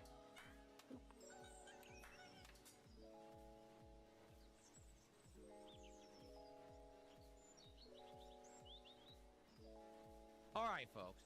Let's mute this crazy music. What the hell is this? I don't even know. It sounds terrible, doesn't it? They're calling that dark wave. That's actually a genre. Dark wave is a genre of music, apparently. Okay. Now on to my final topic of the day. Kick and other streaming services, but notably recently Kick, has been cracking down on botting. And there's one particular streamer that has been massively negatively affected by this. Now, first off, here we go. First off, you might say, why would a streamer who's being negatively affected bring it up on stream and talk publicly about it? Well, the truth is, I don't think that anyone ever should. If there ever is stuff going on behind the scenes, with demonetization, with, being called out for an act that you may or may not consider that you actually are guilty of, I don't think you should talk about it publicly. If you want to deal with it privately behind the scenes, that's one thing. Okay. But to be blabbing about it publicly on a stream is probably a bad idea, particularly because your audience probably can't help you with it. So you might say, why would this person be talking about it publicly on their stream? Why are you publicly talking about it? It's an easy answer. Okay, hold on. Oh, God. There we go. It's because recently, LTG accidentally leaked this on his stream. This is an actual document that LTG accidentally put up on his screen during a live stream. Oh, man. So why is this bad? This is bad because this isn't, a detractor supposedly got his information and posted it up on Kiwi Farms. Or someone claims they hacked his account and this is his bank account balance. Okay? This is something he actually put up on his screen on his stream. Okay? And if you're wondering what this is, it's very simple. His detractors have accused him of having a kid and basically being a deadbeat dad and not paying child support. And then he puts this up on his stream. Okay? So I figured summary, this was going to be an LTG thing, but I didn't think we were going to come at it at this angle. Around $9,000 of back child support because of legal orders against him, okay? So he shows this and everyone's freaking out like, what the hell did he just do? Why did he put that on his stream, okay? So you might say, well, what does this have to do with view botting and all of that? Well, that's a good question. The next day, all of a sudden, LTG is complaining about lost revenue on his stream. And it's like, isn't it weird that the day before, he accidentally puts that up on his screen, and then on his very next stream, he's complaining about Kick taking money away from him. All right? I'm going somewhere with this, don't worry. So let me just play some clips here. Basically, they didn't pay me for last night because when it comes to me, I can't get away with nothing. Everybody else could. So you hear what he's saying? And again, this is very bad the way that he does it. Basically, he's... Oh, here it is. Listen, hello again. Thank you for your patience. Regrettably, the reversion will remain. Please keep in mind that long-form videos are not allowed, especially if there's insufficient interaction with your viewers. Additionally, blah, blah, blah. So let's see what he says, and then I'll tell you basically what really happened here. Regrettably, the reversion. You know, I'm enjoying the drama Please segment. keep in mind that This is good content. videos are not allowed. He should continue to do there's this. Insufficient interaction with your viewers. Additionally, if you want to watch this type of content, please disable your KVP toggle, blah, blah, blah. Do people that spam IRLs on the platform? Do people that spam IRLs on the platform? Do they interact with their viewers? So anytime we watch the Drewski shit, I'm gonna kill the kick stream 1,000%. So here's what happened, okay? First of all, everyone knows that, well, LTG is rampantly accused of view botting his content, okay? That it always says somehow he has thousands of viewers everywhere he streams, whether it's Twitch, whether it's Kick, no matter where he's streaming, somehow he has thousands of viewers, right? But when you look at his chat literally never moves. Ever. It just sits there. And every once in a while, there's a trickle. Like, for example, there's something called a chat rate on YouTube. If you don't know what a chat rate is, it's basically how many people are talking and at what speed they're talking.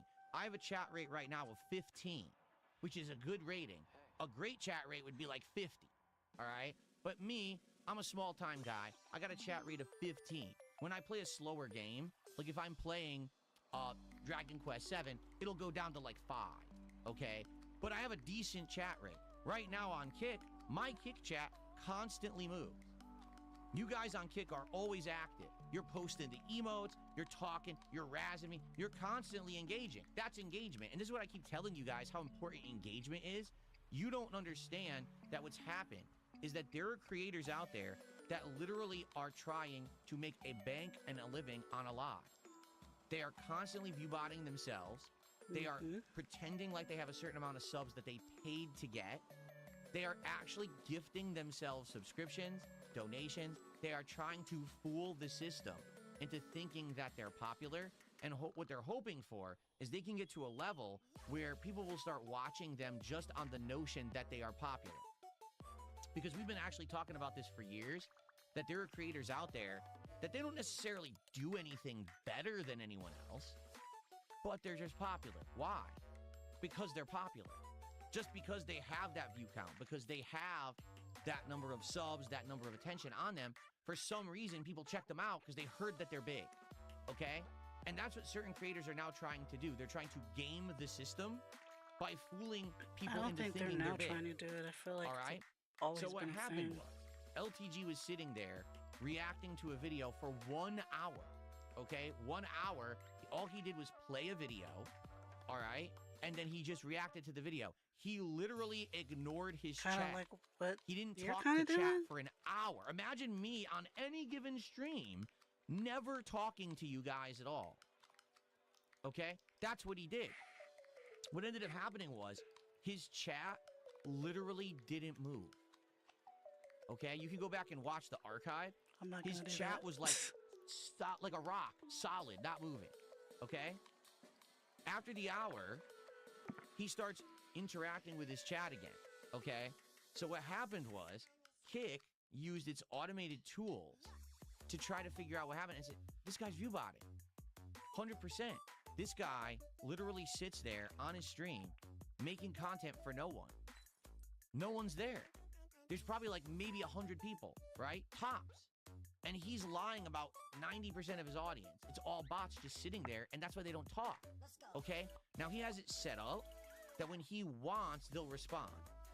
What? Because you can check this out.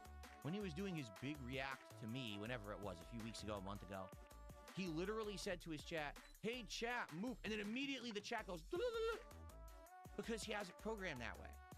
Okay? He is literally faking his success. It's all bullshit. And Kit I is mean, I'm not calling saying him that out you on it. can't So do what that. happened was, You can do they all sorts of crazy demonetized stuff him with for bots that now, stream, but okay? Now keep in mind, he's already been I don't know demonetized if before for fake subs, meaning Kick actually that's caught the what fact that someone LTG is gifted him doing. a whole bunch of subscriptions on Kick, and then they pulled the plug on it and charged them all back, but they had already paid him for them, so then they made him pay him back. He had to stream for like a month or two and made no money. He was literally paying back Kick the money that they had basically gave him a loan for, okay? He's out of that red now, but now he's got his individual streams now being demonetized one by one because he's doing botting. Now, here's the thing. Can anyone prove this? Of course not. Can you prove any of it? All you can do is rationally look at the situation and judge the facts. I'm a streamer. I know how my chat moves with real people in it, okay? I know how it works.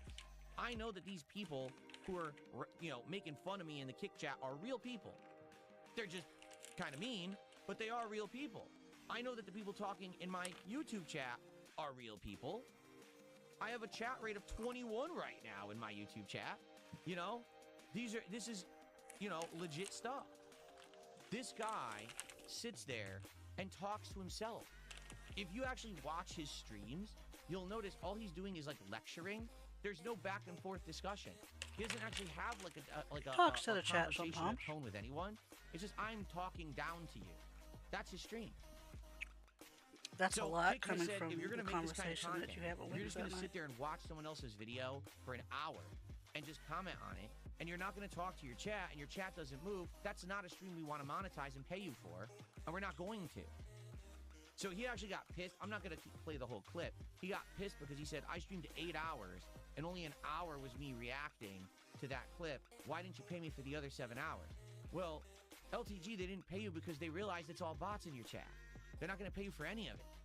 It's not just that 1 hour. That 1 hour was the red flag for them to realize that you're botting, okay? And it happened not once, but twice. Not one day, but 2 days in a row, this actually happened. That Kick is demonetizing LTG, and he's making no money streaming on Kick in the partner program. They've taken all of his revenue away. Hold on. This is from yesterday, I believe. When you're basing shit on how much people chat in a nigga's stream, you're basing pay on how much your chatters are chatting. Is what kind of stupid ass business model is that? They're not basing income on how much his chatters are chatting. They're basing it on the fact that they don't chat at all. They're bots. They don't want to pay for bot views. So they're basically telling him, we're not going to pay you anymore because you're botting every day. If he would turn the bots off, or whoever's botting him, because maybe it's one of his followers or viewers, it could be someone he pays to do, or maybe they're, do me a solid, bot me, right? If they would stop doing it, it would look way small. Like, I guarantee you, if he turned the bots off right now, his views would be 1/10 of what they say they are. I'm not shitting you. He's probably 90% botted, okay? If he turned it off, he would not look as popular or prominent or successful as he is, but he'd at least make money. The guy owes $9,000 of back pay for child support he hasn't paid, and it's just going to keep accumulating because there's going to be fees and things on top of that. I mean, what it sounds to me like he's going to court for it, like he's going to be arguing in court, that's not my kid, I'm not paying this money or whatever, right? The guy needs every dollar he can make, but he can't get out of this rut of, I need to look popular, I need to be big. He's not. But he's trying to fool everyone, and probably himself, to thinking that he's more popular than he is. Listen, I know that I'm not popular.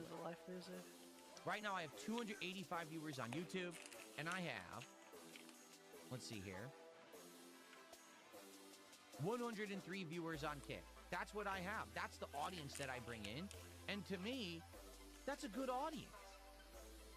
Okay? I like that. I can hang out with you guys. We can have conversations. You know what I'm saying? Like, we can actually interact and have fun. And it's not me talking down to you as an audience. It's me actually having conversations with you that are meaningful, right? Do you like that? I think you guys do, or else you wouldn't be here. I'm happy with the level of success that I have, okay? Sure. LTG is one of those people that he needs to have the giant head. He's literally always bringing up other streamers that are bigger than him, that are more prominent, more popular. Like what you're doing right now, kind I of? don't understand why they're bigger than me. You know, with this guy, look how this guy talks. He makes fun of the guy, how the guy talks. Oh, he talks like like he's in the ghetto and he's at a barbecue or something. He doesn't get it. He doesn't understand that no one likes him. All right? Me, I know that almost no one likes me, but there's a small group of people who do. People who actually have come and legitimately hung out with me and had a good time with me. Those are the people that I cherish, that I appreciate that you guys come by and hang out with me. I really do. But him, he doesn't appreciate shit. He just wants to think that he's a big shot when he's not.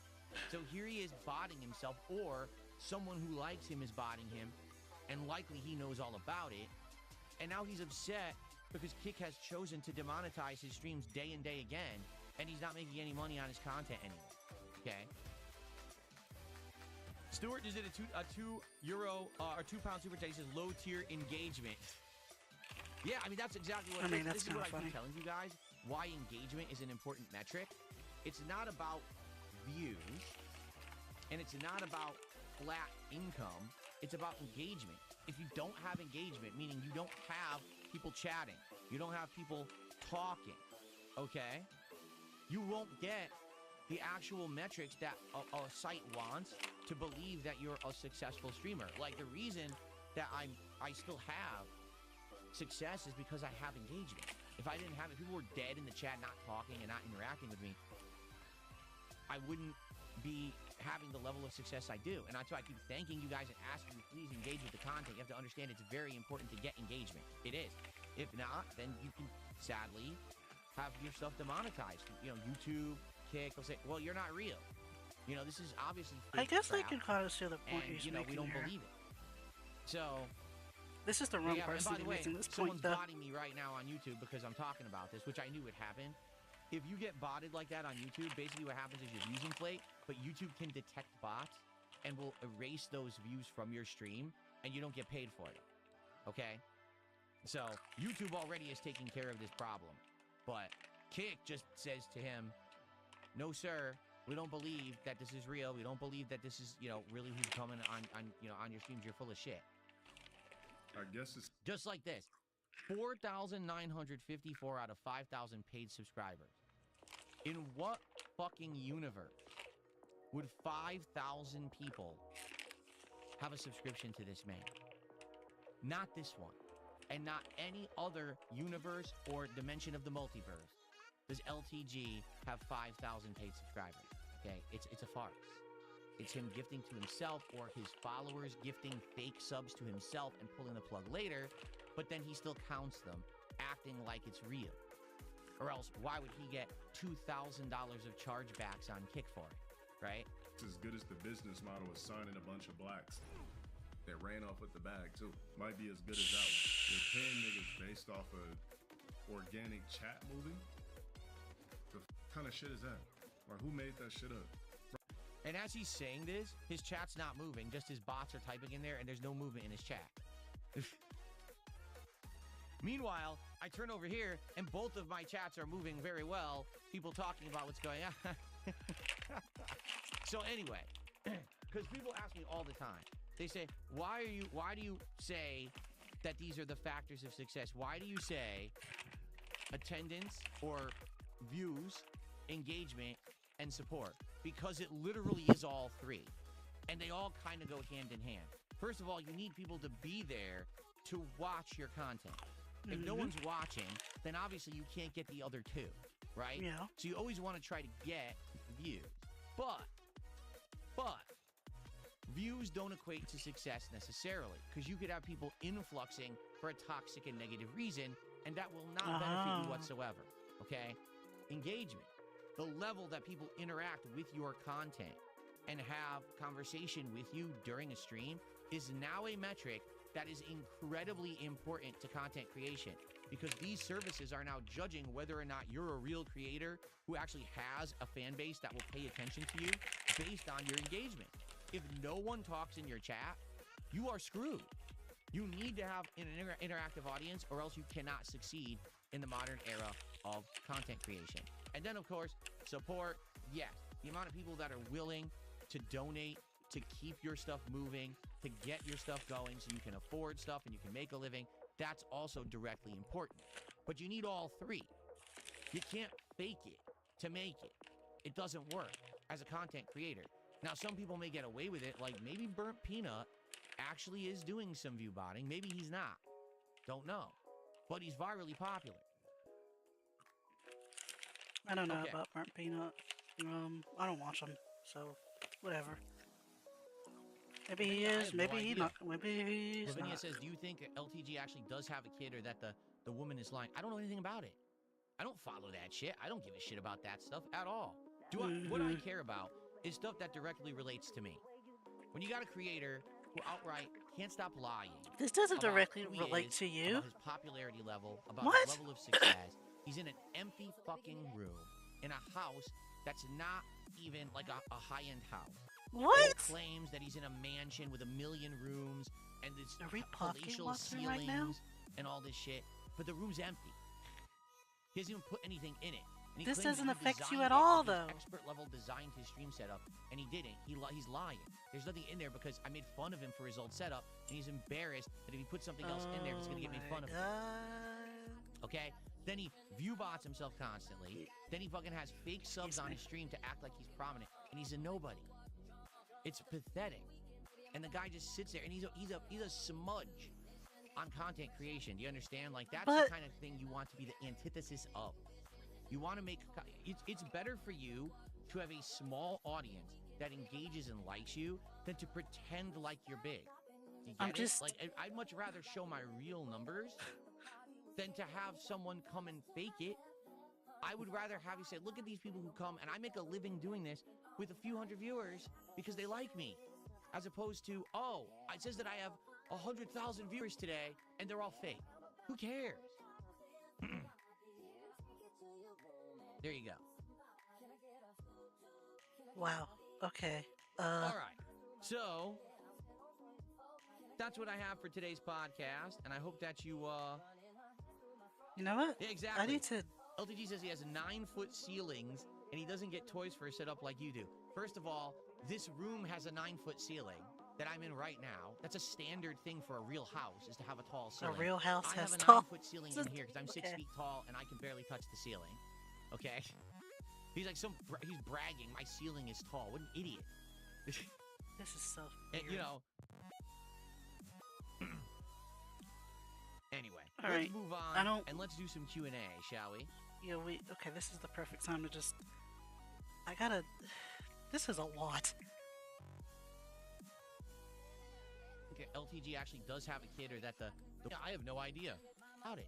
It's stuff that directly relates to me. Okay. When you got a creator who outright can't stop lying about who he is, about his popularity level, about his level of success. He's in an empty fucking room in a house that's not even like a high-end house. And he claims that he's in a mansion with 1 million rooms and this palatial ceilings and all this shit, but the room's empty. He doesn't even put even if he is lying about all of that, how does this directly affect you, other than what you're doing right now? I mean, oh my god, even if I can't,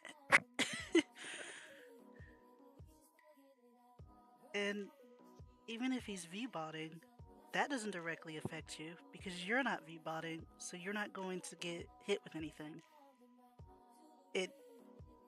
Nothing he does is affecting you. And we shouldn't even be... I mean, yeah, okay, bring up the whole, hey, Kick's doing V-botting, anti-V-botting stuff. In case you guys... you probably didn't even have to bring it up at all, because no one...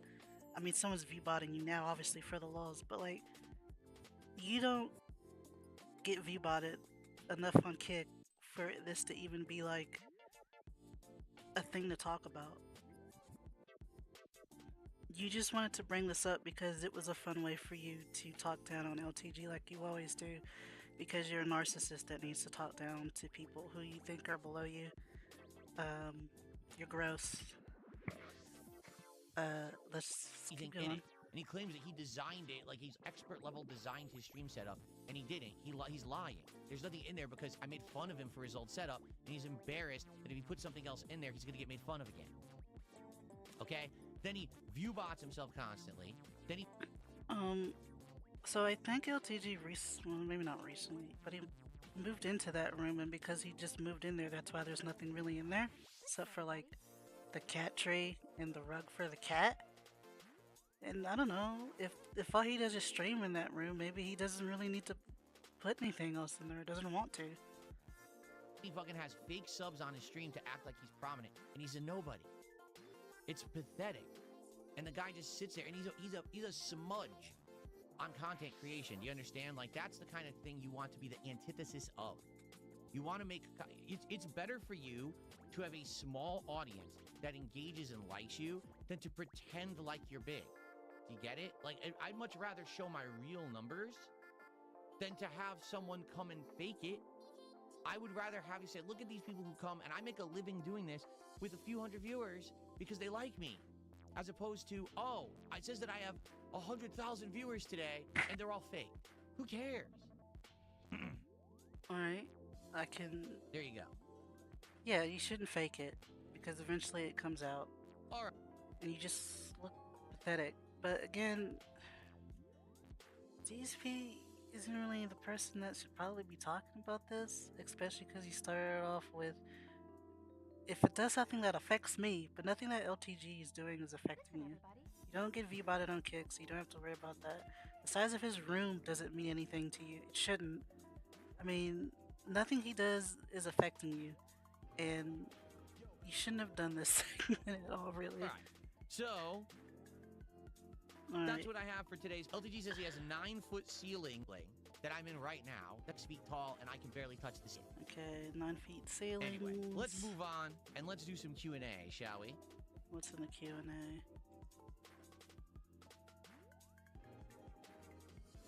Nothing? Anybody? All right, let's go. Let's see here. What's going on, Faded? We still looking for questions? I told you I'm 5'11". Currently I'm 175. Oh, Alright, wow, so I don't think that I'm really gonna lose much more. This one is the way that my house was designed is called open concept, meaning it's meant to be a giant, very luxurious space. They designed the house that way. I don't know. You can like see the living room from the kitchen and all of that. Yeah, and even the rooms on the top floor, the ceilings are pretty tall. Like that's the house I live in. It's a very nice house. It's in a freaking private community of what's considered to be high-end condos that were built in the 1990s. I don't want to hear him talk about ever. I've never faked a sub. I never forced those. People have been trying to do this to me for like 5+ years.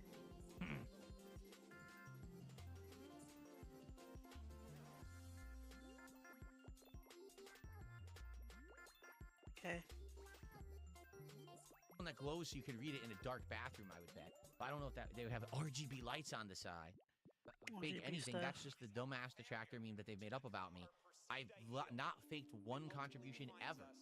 If that were the case, why would I not be faking it to say that I'm doing well every single stream? To seem like I'm doing better than I am? That doesn't make sense.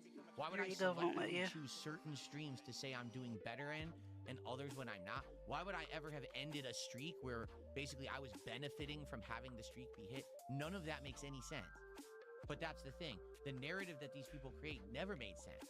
It's just them saying something negative and toxic to say it, but then when you try to analyze it in a way that would, well, that doesn't make sense, and here's why. Oh, that's it. They move on to something else, right? They can't be faced with reality that what they're saying is just bullshit. It doesn't make sense at all.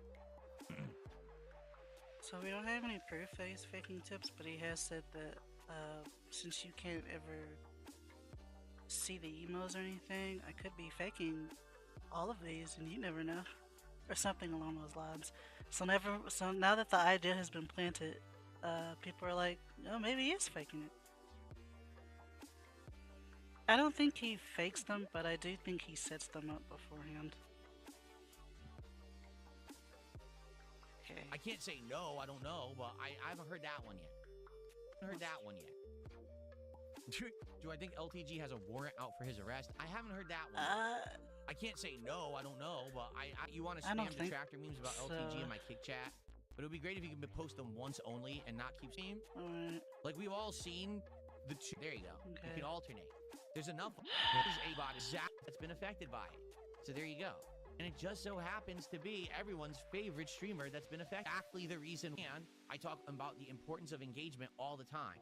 Here's exactly the reason why. And okay. Well, he's trying to act like he's... The notepad drama, I don't understand. Because now, of course, everyone on the internet is saying, is it real or not? Well, first of all, why on holy hell would LTG have that note open on his streaming PC when he's streaming? I want you to think about that, right? Like, it's his streaming PC. Why is it opened on there? What, was he looking at it right before the stream and then he opened, like, huh? It doesn't seem to make much sense. Some people are saying they think that it was set up that way purposefully to get him sympathy, that people will think that it's real now because he put on there without a DNA test or whatever. So now people will think, oh, poor Dale. Well, I guess if they like him, they would just say poor DeLon. But, you know, they say, poor Dale, that, you know, he has to pay $9,000 now for something that's never been legally found. I don't understand like that. I think how could there be rulings saying that he owes the money? That it's actually his kid? No. Possibly. What happens is every once in a while, one of these clips pops into my feed. The same exact thing happens with Wing. The clip pops into my feed, and if it happens to be something that we look at, because you're looking for that stuff. He already paid that back. So what the hell is this one? And so I click on it, and then the narrative begins of, you know, oh boy, I got robbed by kid. Opposite. That's what I mean. It doesn't make sense. How could he have a court ruling? No one can just say, you're my kid's father, and immediately be granted a judgment, and now you have to owe them money. That doesn't work that way. There has to be some level of evidence that you're the kid's dad, whether it is a DNA test or, like you just said, maybe on the day the kid was born, you were at the hospital and you signed the document saying, yes, I'm the kid's father, the birth certificate or whatever, right? Something like that has to take place. No one can just accuse you of being the father of a child and then somehow get a legal ruling against you without evidence. It's just not possible, you know? I think he signed the birth certificate though, right? And there's all that paperwork that Meth Bear found. But, you can't just make up with the expertise. Like, I'll give you an example. I'm also... Alright? I'm not a lawyer, My wife and I got married in 2019. Oh, God, okay? what? My detractors, this is not an exaggeration, what? were actually trying to get the marriage annulled. What? When? I'm serious. They were trying to, like, get the marriage canceled. Alright? And you can only go so far in a process like that until something has to happen. Like, you have to physically show up somewhere and prove your identity. You have to have a notarized document created with an actual legal notary involved saying, yes, this person did this. That has to happen. Okay? Yeah. So why would anyone do it? That step of it wouldn't verification work. of identity, or, you know, that step has to happen at some point for a legal action to take place. Otherwise, it can easily be annulled. If something accidentally went through, it could just be annulled once it's realized, oh, nothing was actually checked properly. It's very similar to a police investigation where someone, oops, we mishandled a piece of evidence, so it doesn't even matter if you have a slam dunk case. If someone mishandled that one piece of evidence, that's the proper way to do it legally, the whole thing gets thrown out. So it's the same thing with any legal ruling. So, to me, that's just crazy that this guy supposedly has a legal ruling against him claiming that he owes $9,000. Yeah, that piece of evidence gets thrown out, not the entire case. That's ridiculous. Kind of evidence that he was the dad. How does that make sense? It sounds to me like he made a mistake at some point, right? He made a mistake at some point that made him now fallible or, you know, liable, that's the word I was looking for this situation. But the question is, what was it? Because again, if he insists it's not his kid, look, you got give him the benefit of the doubt. What if it isn't his kid? Then how the hell did he get himself into this situation? That's crazy. Because at some point he And said scary that to it think is his that kid. could happen, right? I don't know. We shouldn't be talking about this. We don't have enough information Kimikaze says, I'm to. pretty sure that's just how it works in a state. Kimikaze, let me ask you this question then. If that's how it works in a state, why is every single woman in California not claim that their kid has a baby daddy to get a free paycheck? Because Right? Why? If it's why that would easy, they? just say someone did it, go to court, get a ruling, and now they owe you money. Why would not everyone have done that?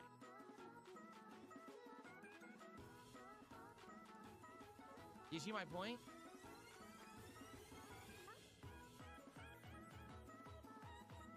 I'm stomach.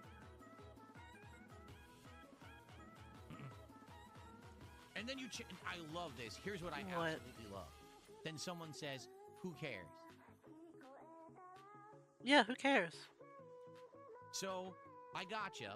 I've raised a valid point that everyone should address, and we should actually say, okay, let's figure this out. No, who cares?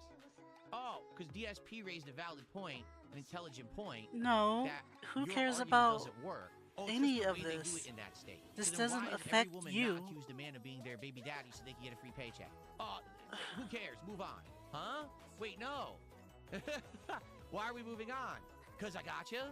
Yeah, it's what I thought.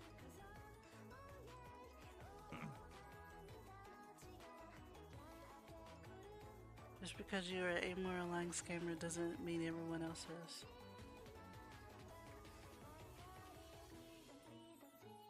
Because Someone sent me $1, says, did I ever have kimchi before? I had kimchi noodle dish. It was really tasty but insanely spicy. Could be a fun DSP tries it. I'm sure they make less spicy versions. I have had kimchi. I've had kimchi as an ingredient in a dish, and I've also had kimchi just as in itself. So the reason not every woman in California is saying that guy is my baby daddy is because not every woman in California is in a situation that would warrant that kind of response. I'm sure there are many ladies who are in perfectly healthy relationships with kids that they know who the father is. There's probably some ladies who can't have kids. There's probably some ladies who don't want kids. There's no good reason, I should say, for anyone to be like, that guy's my baby daddy. It's just stupid. Okay. I had a bibimbap, which is a Korean dish Bibimbap? that has a whole bunch of variety of Korean It's pretty good. cuisine in it, Mhm. and one of them is kimchi. So I've had both, and the one that I had was not spicy. It was just fermented, but it wasn't spicy at all.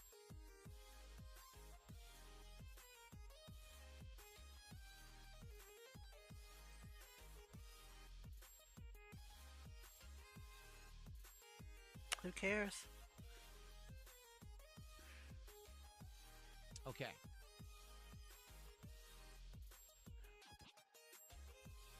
Exactly right. Well, Kimikaze says if he should demand a DNA test to disprove all of this, if he's indeed telling the truth. You're right. So what's going on? I think that's where the confusion lies. People found all this stuff online. They found the legal ruling, right? They're finding the information about it. So if it's not true, why not just disprove it? And I think that's why people are accusing it of being real, is he would have already done that, right? What would have been the big deal about just getting your blood pulled?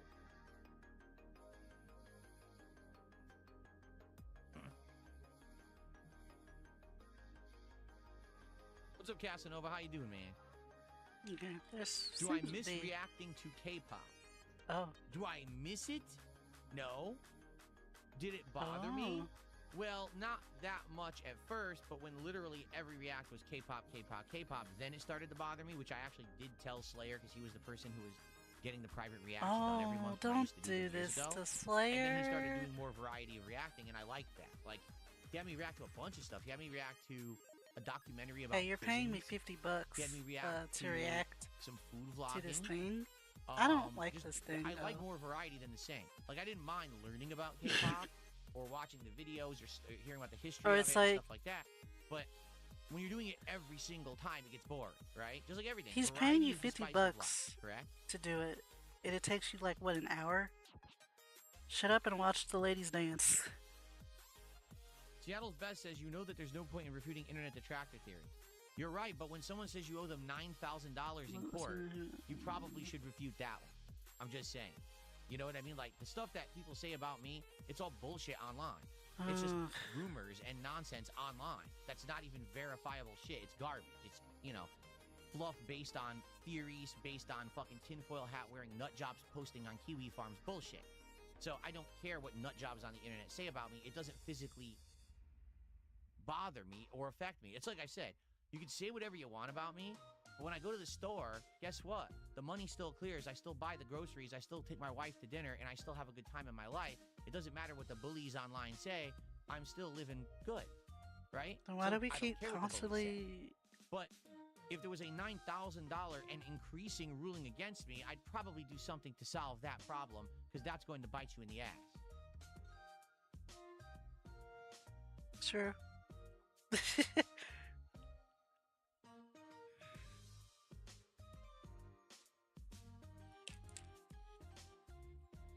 Oh, is that actually true? Frosted Shard says it wasn't that he owed the $9K, it's the amount he paid to date. Is that what it is? Because that's not how I read it. That's not how I read it at all.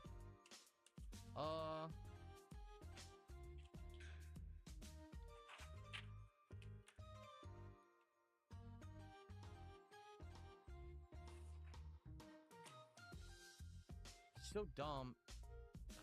It works so differently depending on where you're watching. When I'm on the desktop app, it works different than the way that it works here.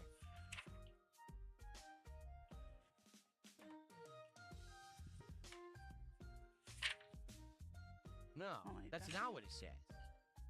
At all. It says, new legal order debts as of 2/10/25. Okay? We're a total of, and then he has all these listed. And he said the grand total came to $8,800.08.11, but then at the top he says total of $9,980 because it also now includes January 2026. Like he has a running tally of the debts against him. That does not say what he's paid. That's the debts against him, meaning that is a court that keeps ruling that he owes that money and he's not paying it. That's what this means, at least in the wording that he put. You don't know. He typed it. You know what I mean? So you don't actually know if it's legit or not, or you know what I'm saying? But that's what that would be saying. Pull up the court documents. I don't have court documents. I'm looking at a video on YouTube. Pull up the court document. Anyway, okay.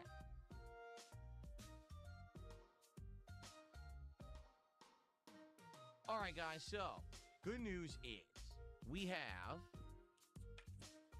selected several games for the upcoming Retrothon. All right, we've got Double Dragon 2, Star Fox 64, Street Fighter 2 Champion Edition All right, on we're back to Genesis, this. Luigi's Mansion, Soul Calibur 2, and Streets of Rage 2. Again, I would like more feedback. What do you think should be the next game or games that I should play during that? I want to get maybe like 10 to 12 games that we can play during the marathons, because I'm not going to be playing them all super long. Maybe I'll play some like half an hour to an hour, okay? So that'd be cool.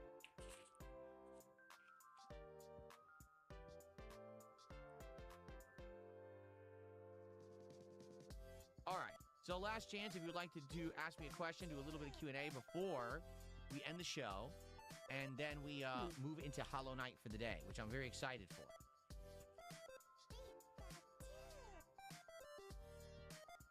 New Horizons would be fun. Yeah, someone had mentioned that New Horizons game, I guess, was a part of an ongoing series that was very prominent back then, but I never heard of it. Yeah.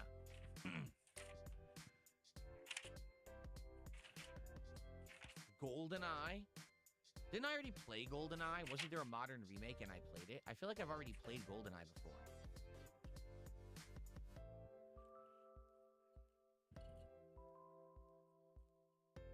Am I the tallest person in my family tree? Let me think about that for a second.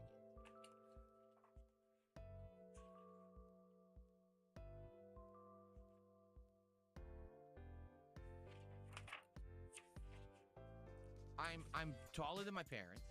I'm taller than my uncle. And I'm taller than, well, hold on. One of my cousins is really tall. Here's the problem. There's a huge age gap in my family. Okay. What's that got to... So Jesus Christ. my uncle way older than my mom. Okay? Okay. So when my uncle had sons, my cousins, they're all way older than me. What? That doesn't So have to when do I with was growing anything. up, I always remember them being way taller than me, but that's because I was a kid. They were adults when I was just a kid. Yeah, you but see? are they? Now, Are you? since I've become an adult, I haven't seen them. I haven't seen them since I was like a teenager. So because of that, I don't think I can even answer the question. You know what I mean? Then just say I you don't don't know. about my uncle's side and his sons, if any of them were taller than me or not. Sounds like someone outside is revving up a machine. Hold on, it might be the landscapers.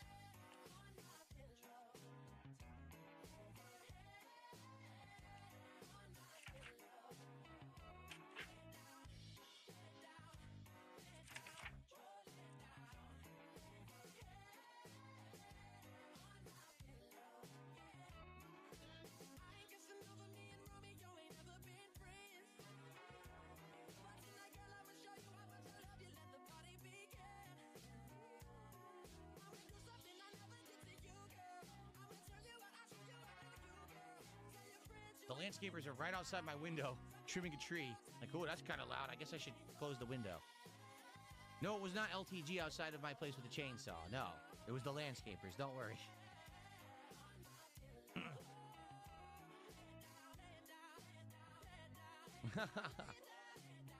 You couldn't hear that? You couldn't hear that? It was loud. That shit was really loud. I mean, seriously, if you didn't hear that, my filters are way better than I thought. Who's taller, me, John Rambo, or Howard? Me. I don't know if that's accurate. I know Howard was pretty short though. You did hear it? Okay. I don't know what a thug shake is, so no, I can't thug shake. Sorry.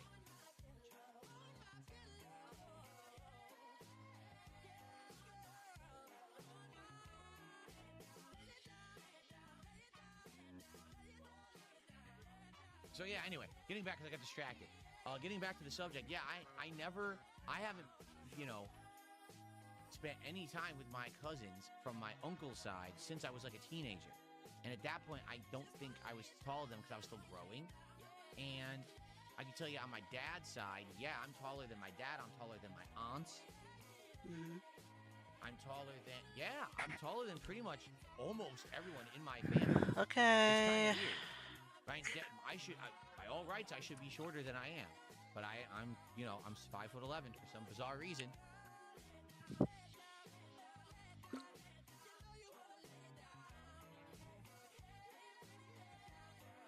What's my Wendy's order?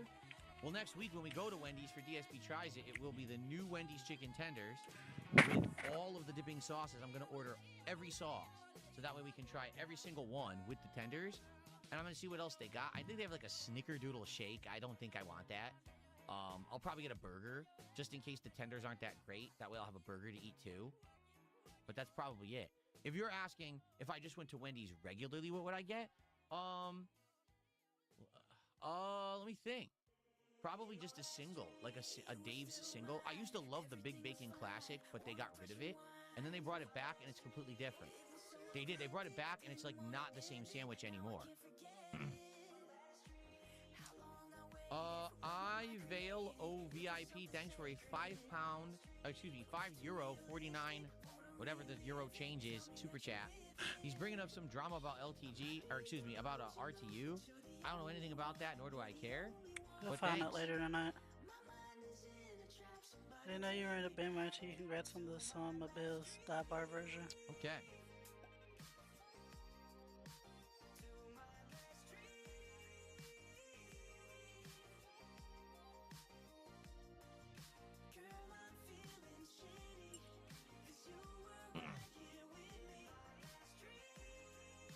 So for the record, when people say, hey, Phil, why don't you put your chats on your screen like your detractors did? Because someone right now is trying to dox. Like, no lie. It's wrong. It's hilarious because all the information is wrong that they just put up. But people, like, this happens all the time. People will come and try to dox. People will come and put if it's racist wrong, stuff in then who there cares? to try to get me in trouble. Why even bring it You can't up? put the chat on the screen. It's just not possible. Because you can't help yourself.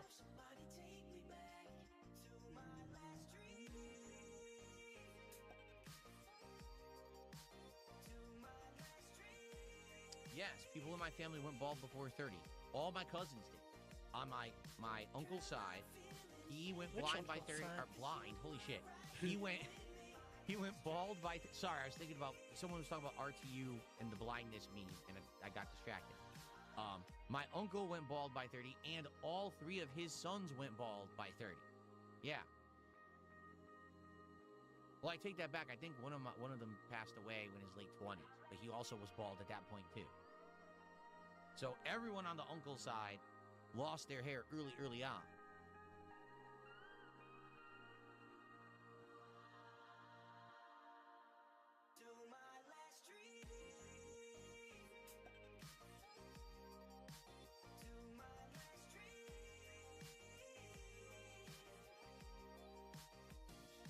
Who was doxing? So, like I said, some idiot was posted in the YouTube chat, and I had to ban him.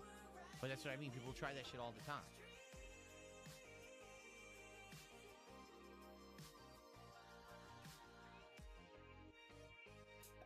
What is my favorite sport? Probably American football. I think I could watch American football and understand it and enjoy it, but I just don't watch any sport because it's too much of a time investment. But when I watched it, I actually did like it.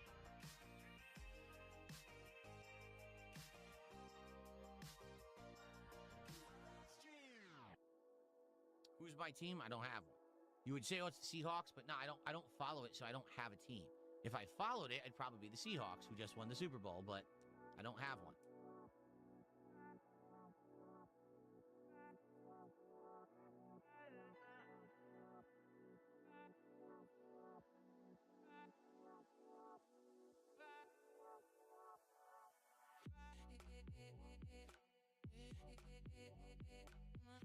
It's very distracting right now. The guy cutting the things off this tree is distracting the shit out of me. I can't even pay attention to checks. I just hear the revving constantly outside the window. So I'm gonna have to go on my break. Oh. Please do.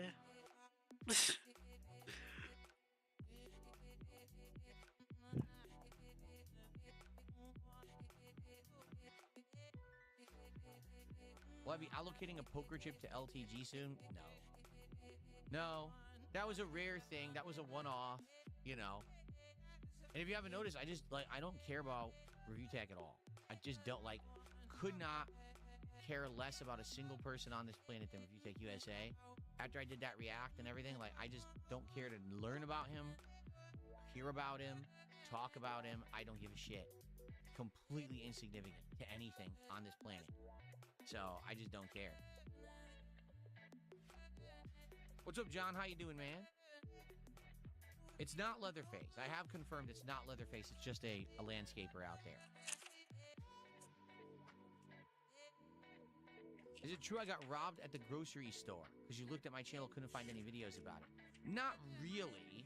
I mean, yes, did something get stolen from me? Yes, but it wasn't like someone robbed me at gunpoint. You know It's what? a stupid story. So Please. I had loaded up my cart with groceries fully. I was ready to check out. But then as I was heading to check out, I remembered I had left out one thing. So I was like, well, it's all the way on the other side of the store. Okay, I know exactly where it is. I could run, grab it, come right back, and then check out, as opposed to pushing this cart all the way across the store full of the grocery. I'm just going to run and do it quick. So I put the cart to the side of the aisle, and the cart had all of my reusable shopping bags in it. And for the record, I had really good ones. I bought them on Amazon, and there was some that were padded for, refrigerated goods, and there were others that were just, heavy-duty standard shopping bags. So I left the cart there. I ran across the store. Couldn't have been more than 120 seconds. Because it probably took me 40 seconds to get there, grabbed it, 40 seconds to get back or whatever. It was very fast, right? And I come back, I'm like, where's the cart? Gone. And I'm like, if someone just grabbed the cart, I thought legit that an employee may have seen it and grabbed, thought, oh, this is someone who abandoned their stuff. An employee might have tried to put it back.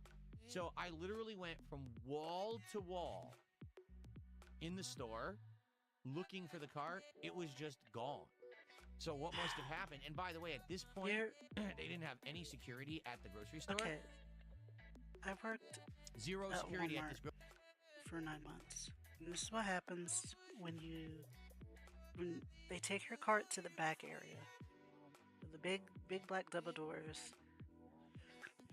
And they leave it back there And eventually they'll have someone come to they usually call them over the intercom, hey, someone come back here and get, well, actually, maybe they took them up to the front? I think it depends on what it is. They'll either take it up to customer service or to the back, and they'll either put all the stuff back or get rid of it if it's been sitting out too long. It's not gonna just be out in the store. It's gonna be either in the front or the back.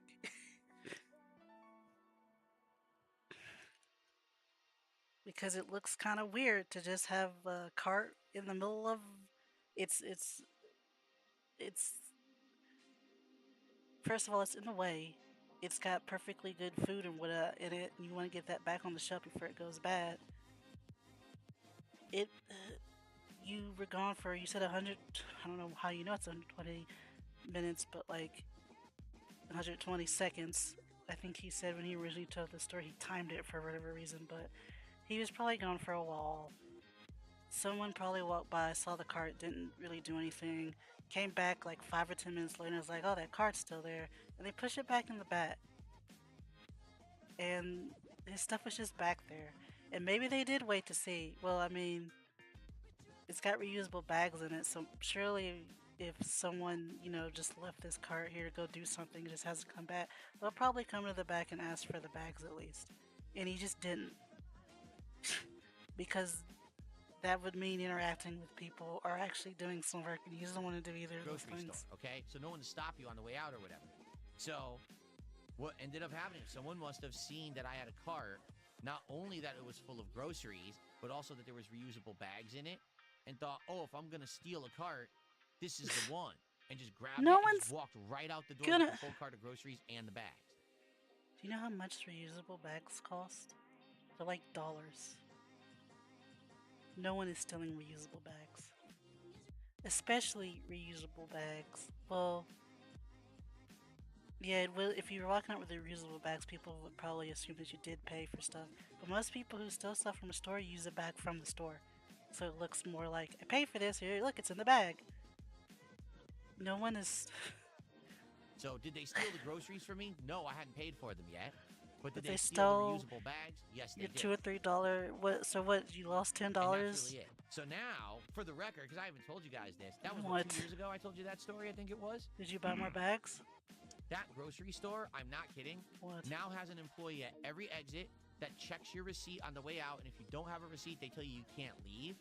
And then, of course, people will probably still push through anyway, but they do have that at every exit. And now they have those gates, those metal gates that What? lock. Where were you have to shopping push through at? To get in, they have metal gates at every entrance At and Aldi? exit as well. Because I told you guys, the crime out here has gotten so bad that every store is starting to do this now. And now, stores as well that are seeing the high theft are locking up common items. For example, my local Target has all of the body wash, shampoo, and conditioner locked inside of cases. You Yeah, can't even pick up like a shampoo that's pretty normal. and look at it. You can't even say, I wonder what this body well, wash smells like, guess and normal sniff for it now. before you buy it. It's locked up. That's how bad They it did the has same gotten thing here at Walmart. in the Seattle 'cause, area of Washington. They did it with because the makeup crime counter. is insanely high. Crazy high. They keep it all. They have it set up where you can't move as easily back there, and you have to. It has its own counter, because I can imagine I'm makeup not saying the selling grocery store up pretty. security just because of my cart, but I'm saying probably it was a common occurrence. I It sounds imagine to me like selling, people were makeup literally is just grabbing pretty stuff and lucrative. walking out the door of this So grocery they store probably for a constantly. while just going in So there, that's taking where it, they and had to walking hire out with the it. people and put the gates in.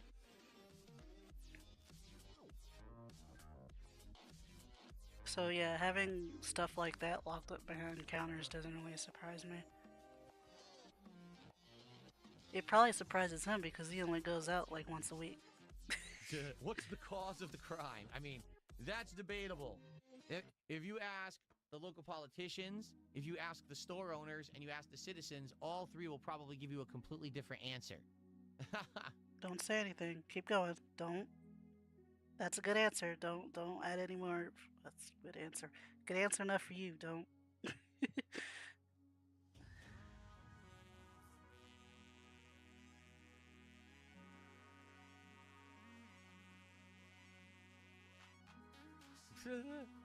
I don't know about that either.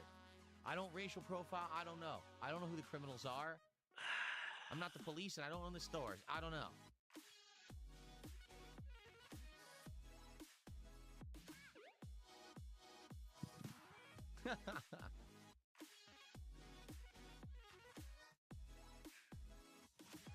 Capital punishment? Yes, capital punishment for shoplifting. If you shoplift, they arrest you and they hang you by your ball sack upside down on a pole. That'll stop it. There you go. Why haven't we done that? DS politics. Oh, the politics of Darksideville.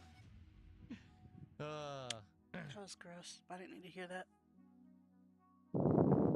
Yes, I used John Talbane, the werewolf in Darkstalkers. I did use him for a bit, yes.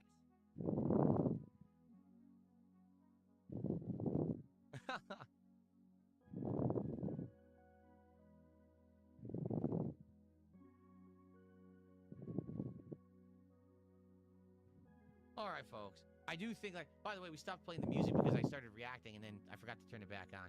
I think it's time to end the show. We've had a long one. It's a good one, though.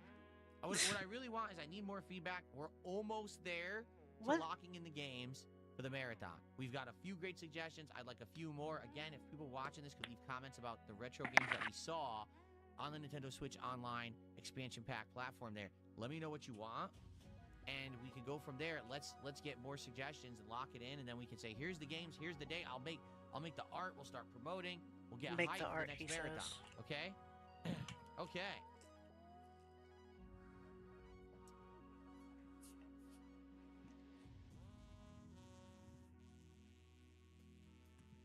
Well, everyone, I hope that you enjoyed today's show. I had a good one. Thank you for watching the Level 1 podcast. When we return on Friday, it'll be weekending fun, summarizing everything that we've done. It should be a good time. I hope you'll join me on Friday morning. In the meantime, I hope you'll check out all the gameplay and even tomorrow's morning show. Peace out, everyone. See you then. Okay. Good stuff, guys. Good stuff. I hope that you enjoyed. Let's get the monitor and everything in position. Then we're going to take a break. And we'll come back and do Hollow Knight. All right? It should be fun.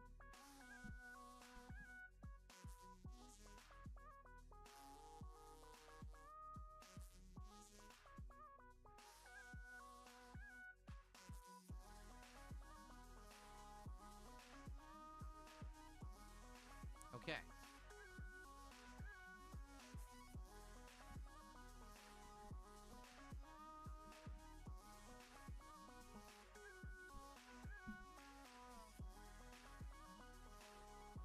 There we go.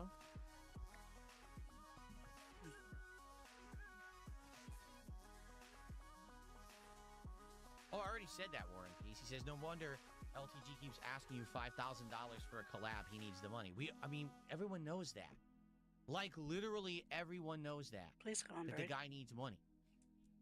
No one's stupid, okay? The guy's not affluent. He's not rich. He lies about it constantly. That's why everyone makes fun of him. All right. Well, he's also just a weird guy, too. Let's take a break. Everyone enjoy these highlight clips, please. I hope that you will.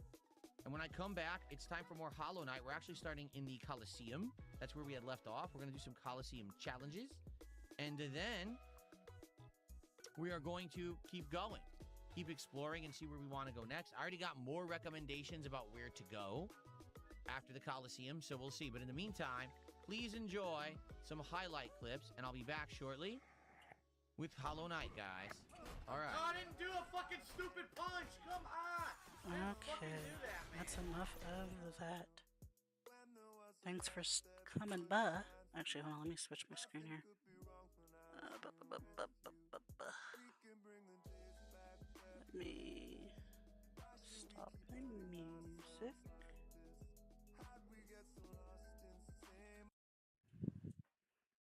Switch over to this.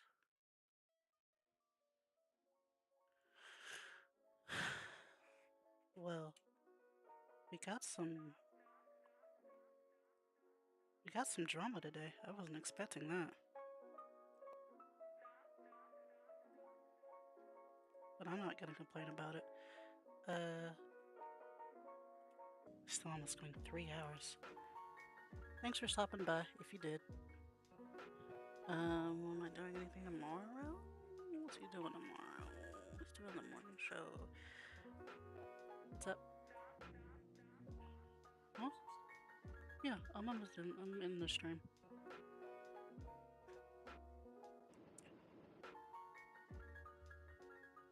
He's doing the morning show and then doing Deadlock at night, I think.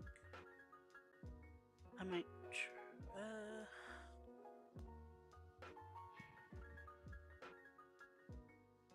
might try to restream Deadlock. I'll try to see if I can get in there with him. I'm done with this thing, so I might I'll probably just take like an art break tomorrow and then try to do Deadlock tomorrow night if I'm not feeling too tired or whatever. I've only played it once with an actual group of people, so don't put all your hopes on me. But I'll try to get in and see if I can. We'll see what happens. But yeah, I'll probably take a break or break tomorrow. Maybe just watch whoever's restreaming tomorrow instead, and or maybe I will stream if no one else is. But yeah, if no one else is restreaming tomorrow, I'm pretty sure somebody's gonna be on it. Then I'll do it, and then I'll try to restream Deadlock and see if I can get in again with them. And